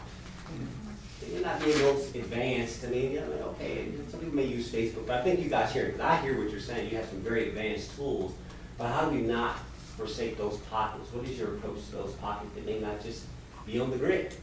I think that goes back to what Colin said, is what are you already doing to engage those citizens? Yeah. We kind of glossed over, but traditional media relations, I mean, we can use public service announcements on radio stations. We can see, are they listening to radio? We're not talking podcast. We're talking like on the dial, So I think we'd want to look and see what has worked with them in the past and continue to do some of that. And possibly direct mail. Maybe you're actually putting flyers in people's mailboxes.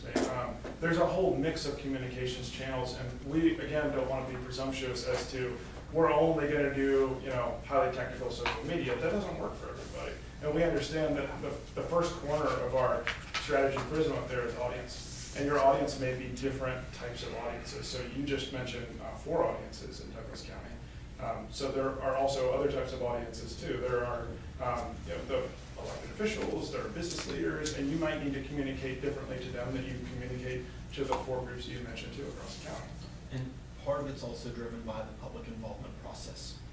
I know that there are strict regulations and guidelines for how you can do public involvement, especially as you're starting a new transit system, and your engineering firm probably has already got some of those processes in place. We've worked with Gresham Smith. They've been involved in some of the projects that we've been involved with in the past.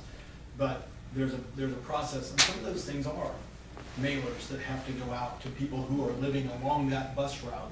You want fixed bus route service here. Well, there are mailers that are going to have to go to those people who live along that route, and part of that mailer might need to be looked at by us to make sure it's got the right message, that we're sending a consistent message through telecasts that we're doing, through the newspaper interviews that we're doing, and through those direct mail pieces that are getting handed out to people along the routes. Well, I don't know if your utilities department allows you to put things in the bills where you could actually have a piece of paper in there that talks about the new bus system by Connect Douglas inside of the water bill, for instance. And part of it could be where you host your public meetings. It may be great to use a senior center, or go out to the different areas of the county so it's more convenient for folks. Town halls, HOA meetings are very, personally what I've seen as being effective ways to build. Sometimes you can build a spirit. The richest exchange is one-on-one. You can't get away from old school, the human contact, right? High touch. but we appreciate the high technology, put back to point of scale and getting that information in here, we get it. All right, I got one more question, which is dealing with sort of, it's related. You talked about time frame, 90 days. They're aware of this, 90-day time frame. Recognizing it's just where we are. This is our scope of work. We've got to educate our constituents respectively. I think you hit on it. There is residential, which is important, right? But you also have other property owners, such as commercial, that also have very different motives, very different interests. Right? While this is not to persuade, it's important that you educate and educate toward how they hear. Are you able to distinguish the difference, or is it more like just a straight approach? I mean, this is the facts, and I'm sensitive. I don't do what you do, so I'm asking, really. Is it just fact-based? We just get the facts out there, let them come to their own conclusion. I mean, how do you distinguish? So it all begins with the message, right? I mean, and yes, the message absolutely is based in fact. And one of our agency, when we started our agency, we wrote some of our guiding principles, and we tell the truth is one of those principles. And we use that in every client interaction, right? So the message is always going to be based in fact, at least when they're working with us. But that message, how it's told, people will receive that message in different ways. And so you need to make sure that your message is crystal clear to the audience that you're getting it to. So the message could tweak a little bit from a consumer message to a business message. Those are different messages, right? It's still very fact-based, but the consumer message is a different message than the business message. So you've got to know your audience and deliver the correct message to that audience. When we would work with you to identify audiences, then we want to think about, so what is in that business owner's mind? What are their worries, or their motives? So let's think about, let's empathize with their point of view, and then let's come up with a message that is easier for them to understand or to hear or addresses their concerns. So I think, and we would want to do that for, I know that you have senior citizens in your community, you have people with disabilities. We want to think through how each of those audiences, like what are they worried about or what are they excited about? So let's address those things. We're 5 minutes ahead of time. You have your full time. Respectfully, anybody else want to add, or we come back, Commissioner Oakshire? You good? Okay. Well, to that point, and just maybe this is more just for the road, financial. How do you measure success, right? This has a budget, everything, right? We're not Coca-Cola, we're not, we're just Little Douglas County, and we're trying to accomplish something to move ourselves forward, right? So it's a very specific objective, right? So from a financial perspective, how do we measure that, and then why Douglas? You guys have done a lot of stuff. Why Douglas? Why would you take on this assignment? That's a fair. So, we're passionate about Metro Atlanta. That's part of it. One of the reasons that we founded Jackson Spaulding in 1995 is because several of us worked for a large agency that was based out of New York. And we kept having to have people come down from New York and tell us what to do. And we're like, we don't want to do that. We want to do it our own way. We feel like we can do it a better way on our own here in the Metro Atlanta area. So that's why we work for Chick-fil-A and with Coca-Cola and with Primrose Schools that's based up in Cartersville. We work with a lot of local brands. Yes, they may be big brands, but we work with local brands. Some of us, Glenn Jackson, born and raised here. Bo Spaulding, born and raised here. I'm a 28-year Atlantan. I was telling you that my wife is a multi-generation Georgian, and I found out that Georgia girls don't leave Georgia when I married her. So I've been here for 28 years. So we're very much Atlanta promoters, and that's Metro Atlanta. So an opportunity with Douglas County moves the whole metro region forward, in my view. And we know we just went through this all with Cobb County. We've done this before. So we feel like we can bring our expertise to you and, again, make it a good value because we've done this before. We know how to do this. We have fantastic graphic designers in-house at Jackson Spaulding. We have a dozen of them. More than a dozen? Yeah. Roughly a dozen graphic designers. We also have videographers. We also have photographers. We have really capable, competent people who are excellent at what they do that we can bring to bear for Douglas County. And, you know, and as I say, we know how to do it. So we feel like we can get it done quickly and efficiently for you and make it a decent value. So little Douglas County, you guys are not little anymore. You're growing fast like the rest of Metro. So if we can help you, we feel like that's a good thing for us. That's a win for us. I'll add on, we did the logo for Savannah Economic Development Authority. It was back on the logo page, if you want to find it. And we love working on things that do propel, you know, the region, the state forward. We're very interested in economic development. And what was fun about this one is, as you know, they're a port city, and they also do a lot of aviation. They have aviation manufacturing there. So the propeller was kind of part of their two main industries. And so this is a propeller, and then this is like an S. And their tagline, which we didn't include, is propelling business.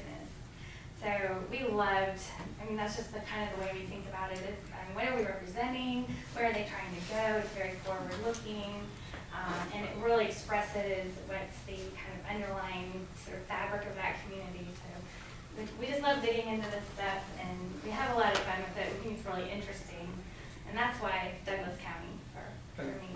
I'll add one final point on that. I lead business development at JS. That's my role, not my title. And I'm thankful I work at a place where we don't chase the money. We don't want to. We don't want to be the fastest growing. We don't want to be the biggest. We want to be the most trusted and respected. So we are selective in the pursuits that we pursue based on largely, are we inspired by the client and what they're trying to do? And in this one we are. You're trying to solve a major problem in the region by bringing a transportation solution to Douglas County, and also how that's going to incorporate it into the whole Metro Atlanta region, as Pat alluded to. And that's inspiring to us because it's a problem that we all deal with, and you are offering a solution to help fix that. And we like that. And I drive around the metro area a lot, and I really like to see my buses go. Yeah. Thank you. With that being said, we don't need to sort of pursue this any further. Any other final questions? We'll just close this out. Thank you all, Director Peacock. Thank you very much. Colin, Patrick, and Rachel, we appreciate you being with us today. Very good information, very good presentation. We thank you, and we will be in touch. Sounds Thank great. you so much for having me. Thanks, thanks all of you too. I'll show you guys out. Sure. Thank you very much. You're welcome. Thank you for the great questions.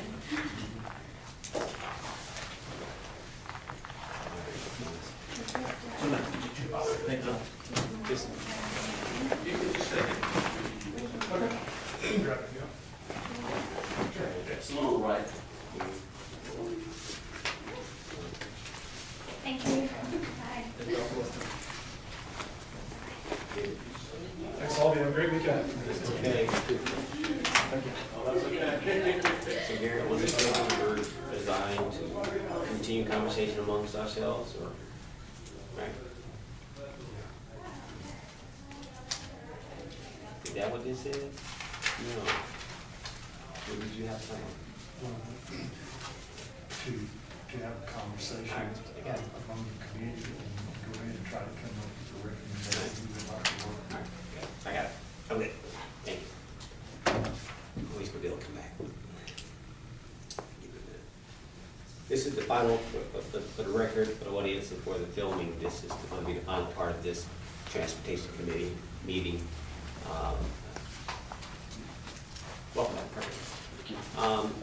What we'll do now is take a pause. You guys, not a physical pause, but just sort of a reflection on the three oral presentations that we just heard regarding this scope of work for our rideshare program, our, specifically branding and marketing for existing and perhaps future proposed system. We can take it one or two approaches, and I'm going to lead with the first one, which is any open comments. We'll start there, and then we'll come up to a more definitive on how do we move forward as far as a recommendation to the full Board of Commissioners. Any comments? I'll offer a comment.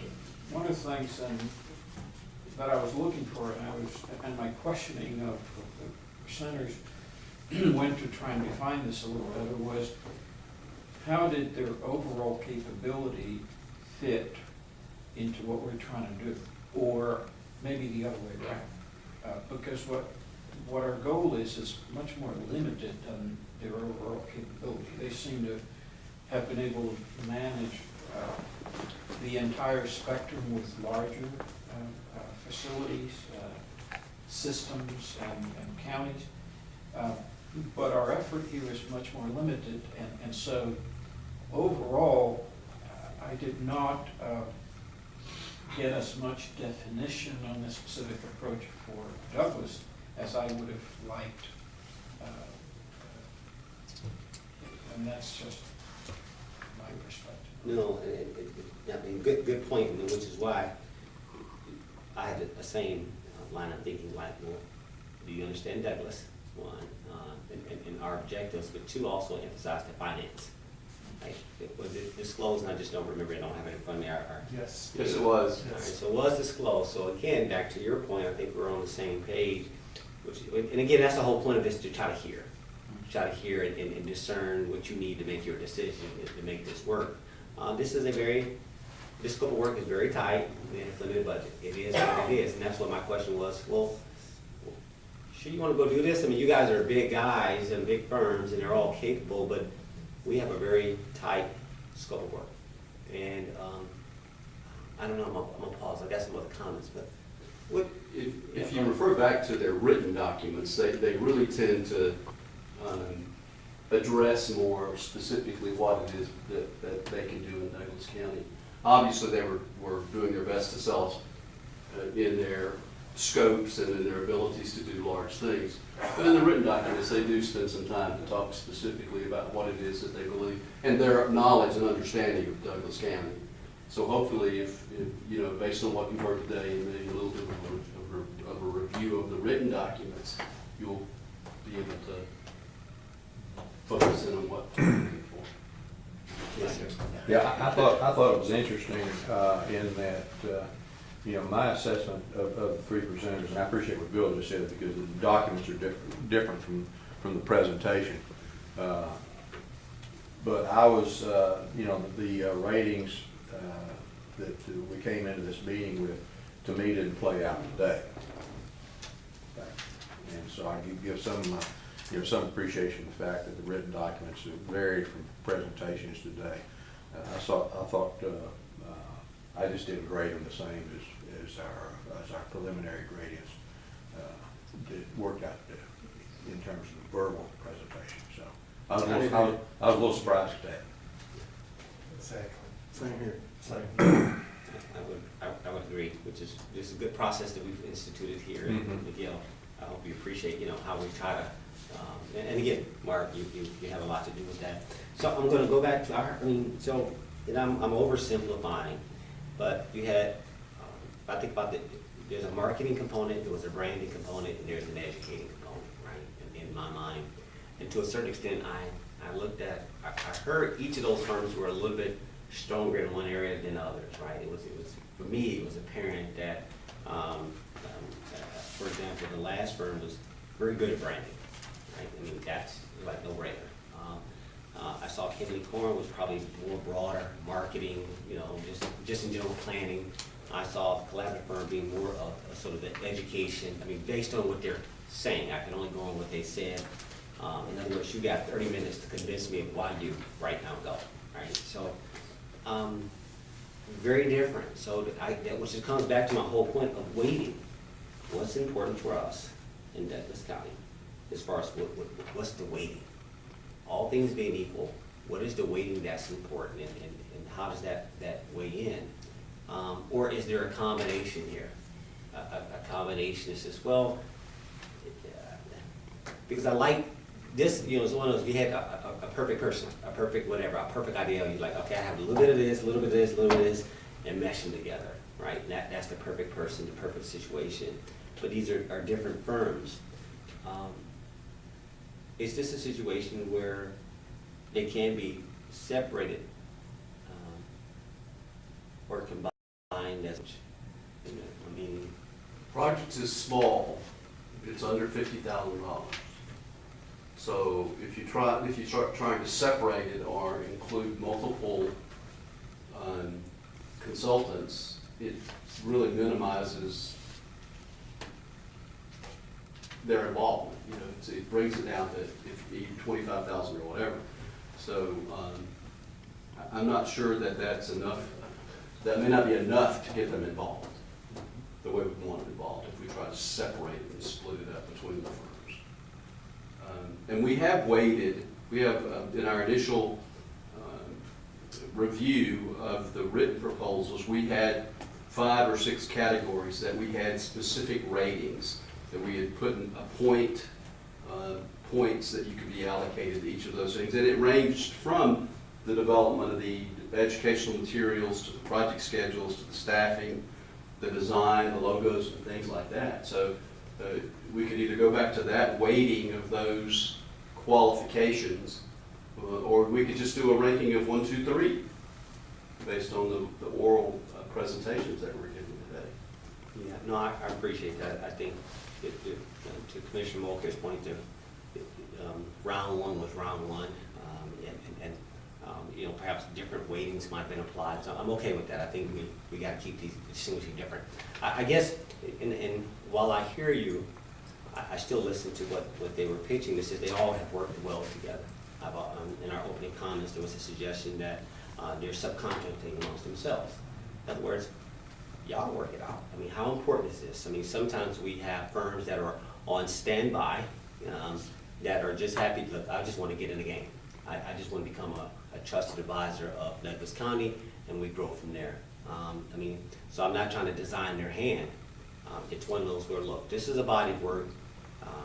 You know, if there's an opportunity, I mean, and I saw on the agenda it says to negotiate. I mean, so there's still some, the way you guys presented on the agenda for Monday was that it wasn't coming with a strong, we recommend this. It gave room to sort of like work this out.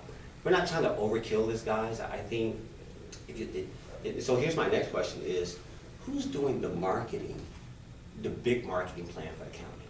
You know, there's the big master. Who's involved in that? Do you know, Bill? Is it coming out of economic development? There's a firm that's currently in play that's doing. That's with the economic, they're spearheading that. Yeah. Who's doing that? Do you know? I just asked it. I don't know. I know what you're talking about, but I don't know. Yeah, because here's the question. Smith. We're doing a branding for the county overall. There's all these people that are involved in it, from, you know, economic development, chamber, school system, all of that. So a citizen called, and we all appointed somebody from our respective commission district to be on this committee. So my representative called me, Commissioner Robinson, why isn't transportation involved in, why aren't we addressing transportation as part of this broader branding exercise? Right? So we've sort of got this transportation in its own silo that is not being tied to the bigger picture. Right? You heard the lady say earlier that, you know, hey, we know sometimes they get unaligned or they're not aligned, but yet we have to bring it back on. I forgot who said that. It really didn't matter. My point being is I'm trying to, do we have redundant efforts? Right? So back to, are we already spending money on branding that should already incorporate this, that allows me to use money for something else? Or again, this is time sometimes, well, you know, it gives us a chance to think about this. I don't disagree with you, Bill, that, okay, it's only $50,000. And that's why I was sensitive that you guys know this is only $50,000. This is only nice, so I acknowledge that. I'm not discounting it. Mr. Chair? Yes, please. Yeah, I think we're all kind of, I won't say struggling, that's too hard a word, but I think we have to determine what our focus is. And to me, branding takes second place to outreach and education and learning. I'm talking about us learning and the community learning. And certainly, I think one of these presenters have made the strongest case there. Branding, I think it's overcomplicated. I may be wrong. I may not know as much as I think I know. But you know, you have kids in high school doing graphic arts who, you know, can do branding. But how far does that reach out in all other materials? It certainly relates to your educational outreach and your learning outreach. But I think it'd behoove us to focus on these presenters and how they can reach out in the community, and probably less so on the branding aspects, because they all do the branding, and if one of them doesn't or doesn't feel confident, they'll call the other consultant on the phone and say, how about handling the branding for us? Because we're going to focus on the community outreach. Community outreach to me is the most important component.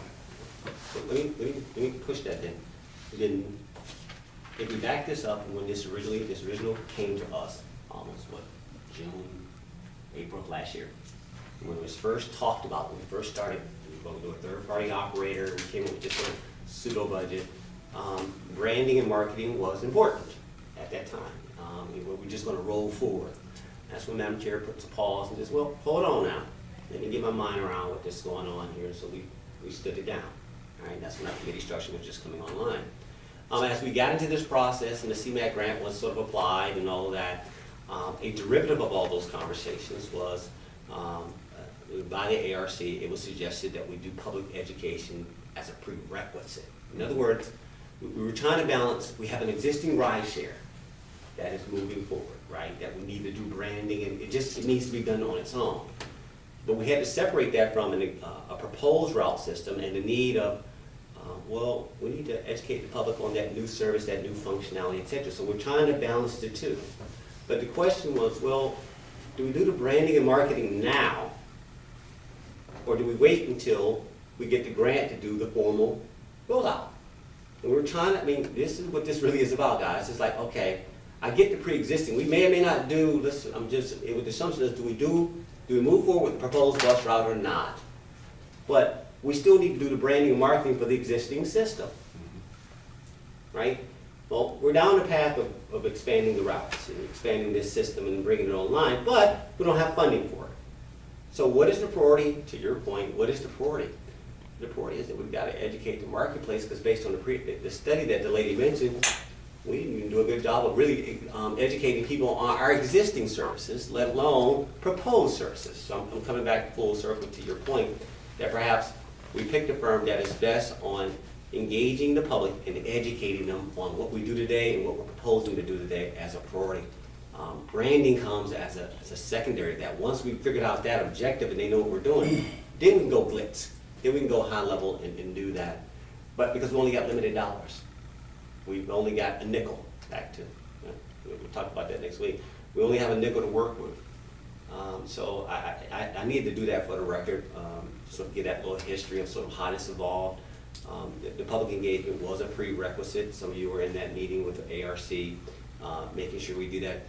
This marketing study, transportation services study actually indicated that as well. So if that's our priority, then I agree with you that we picked a firm that best fulfills that objective first, and that the marketing and the branding is something that's secondary. Not saying that you're right, I could drop somebody a couple grand and they can do me a great graphic, but I mean. I'm oversimplifying. I know, but we're agreeing that where are we at right now? Boots in the street, collateral material, that's going to cost money, and that may be take a lot of the existing budget, but that's for them to figure out, not us. We give them a bucket of money and do your job. All right, so yeah. Chairman Robertson, let me offer a comment on that. Actually, I look at this from a slightly different perspective, not disagreeing with what you just described, but I think that initially, at least from historically what I've gathered, the need for the branding arose from the existing services, not any augmented services. So the driver initially was, how can we communicate with the general public the services that we provide now? And therefore, that component of branding has merit in and of itself.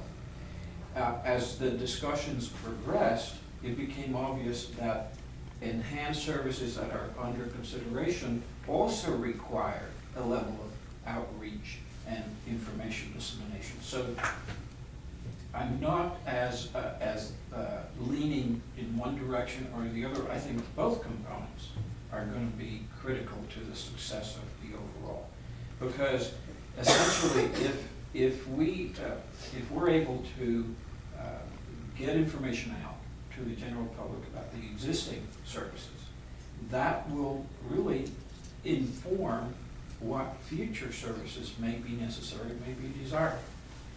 Right now, you have a population that doesn't necessarily know that we can provide transportation for somebody to come to a senior center for a program or what have you. So, as much as there is a more current, urgent need for public outreach, there is this ongoing existing service driver for a more cohesive branding component. So my perspective is not as on balance, perhaps not as much leaning towards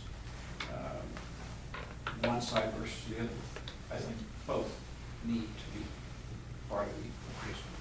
Yes. It sounds like we agree and disagree at the same time. I like how we talk. We're always agreeing, but I'm not negating the issue of the branding. We've got a package right here that's going to require branding. Is that correct? Yes.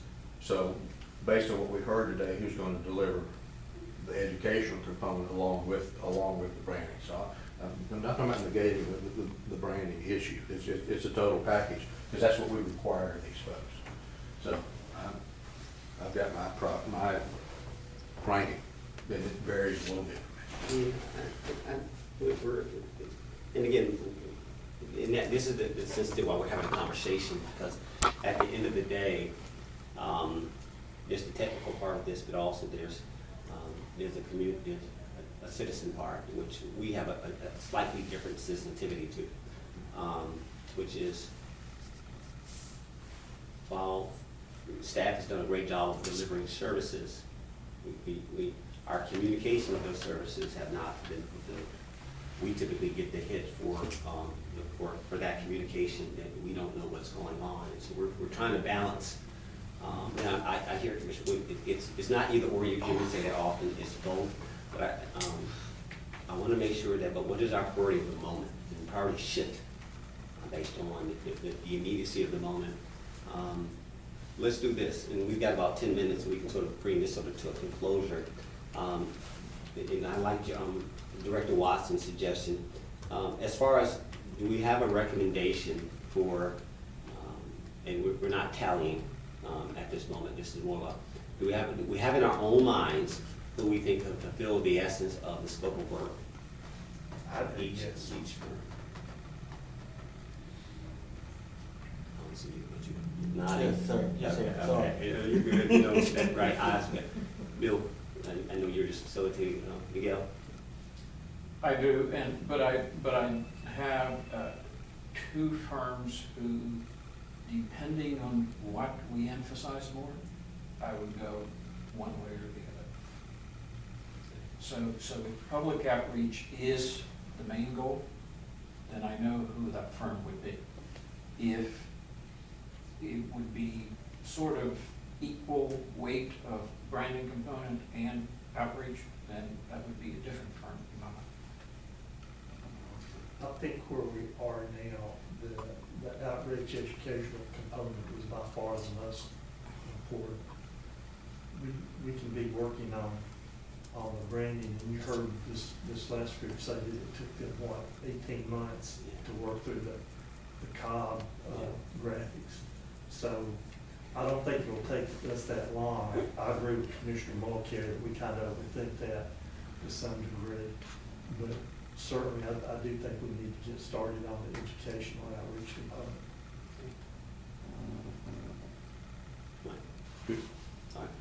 All right, so Bill, how can we facilitate? Y'all want to just say the top two that we have in mind and reconcile that, or just a single one, call it and leave it? Not to conceal anything, I mean, I'd be glad to give a tacky note to the chair, and you could announce the tally. I mean, that's one option we've used in other committees. Not keep anything secret, we can read them, but it's a way to be accurate, is what I'm saying. You want to provide me with your ranking of the three based on the last comment from Mr. Watson that he believes that the outreach is the most urgent need. If you will provide me your rankings from 1, 2, and 3, 1 being your top choice, I'll tally those and I'll provide to you the top. And there's some sticky notes. Yeah, I'm slightly different. I just want the top two. Top two. Just the top two. Top two. And give them the, oh, there's some stickies here. Wait a minute. Top two.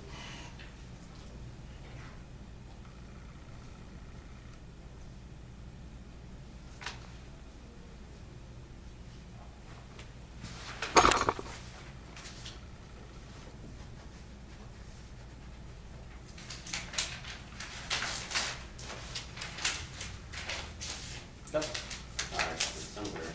You got them? You're by your telephone. Take my break.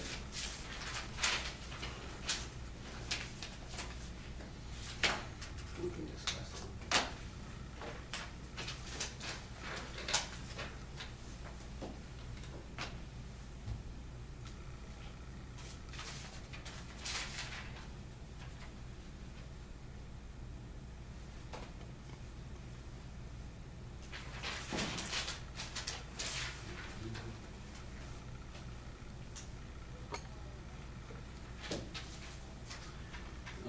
First choice by the committee with 3 votes is the collaborative group.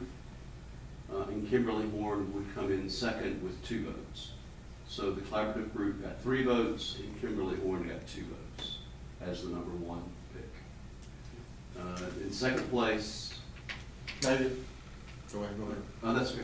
In second place, Kimberly Horn would have come in second with 3 votes. The collateral group got 1 vote, and Spalding got 1 vote. But the committee's preference seems to be, with the vote of 3 to 2, to go with the collaborative group. Here. As a process. So our goal, I'm just coming back, thank you for that, I just want to, so conclusion of this meeting, to have this special call transportation committee meeting, was to make a recommendation to the full board of commissioners. And is it accurate that there is a line item on, maybe this is the county administrator, but Yes. there's a line Yes, item that sir. says that there is a, to negotiate and authorize the chairman to sign whatever contract for this body work, is that accurate? Yes, sir. Currently, there is a blank for the company's name, just to let everybody know that we don't already have someone put it, but yeah, there's a blank to fill in, Okay, based on a recommendation. okay, so then let's keep this simple, can I, I'll call the question for a recommendation to go with the collaborative group as the preferred, or I'm willing to work with some other type of condition, but I'll start there, as a recommendation to the full board of commissioners. I'll make that motion. Actually, what the agenda item reads is, it's a recommendation to go to negotiate with the company up to $50,000. That's it, that's fine, it's got a cap not to exceed, that's fine. So on the floor right now, we have a recommendation to the full board of commissioners, as the collaborative group or firm, what's it called? Firm.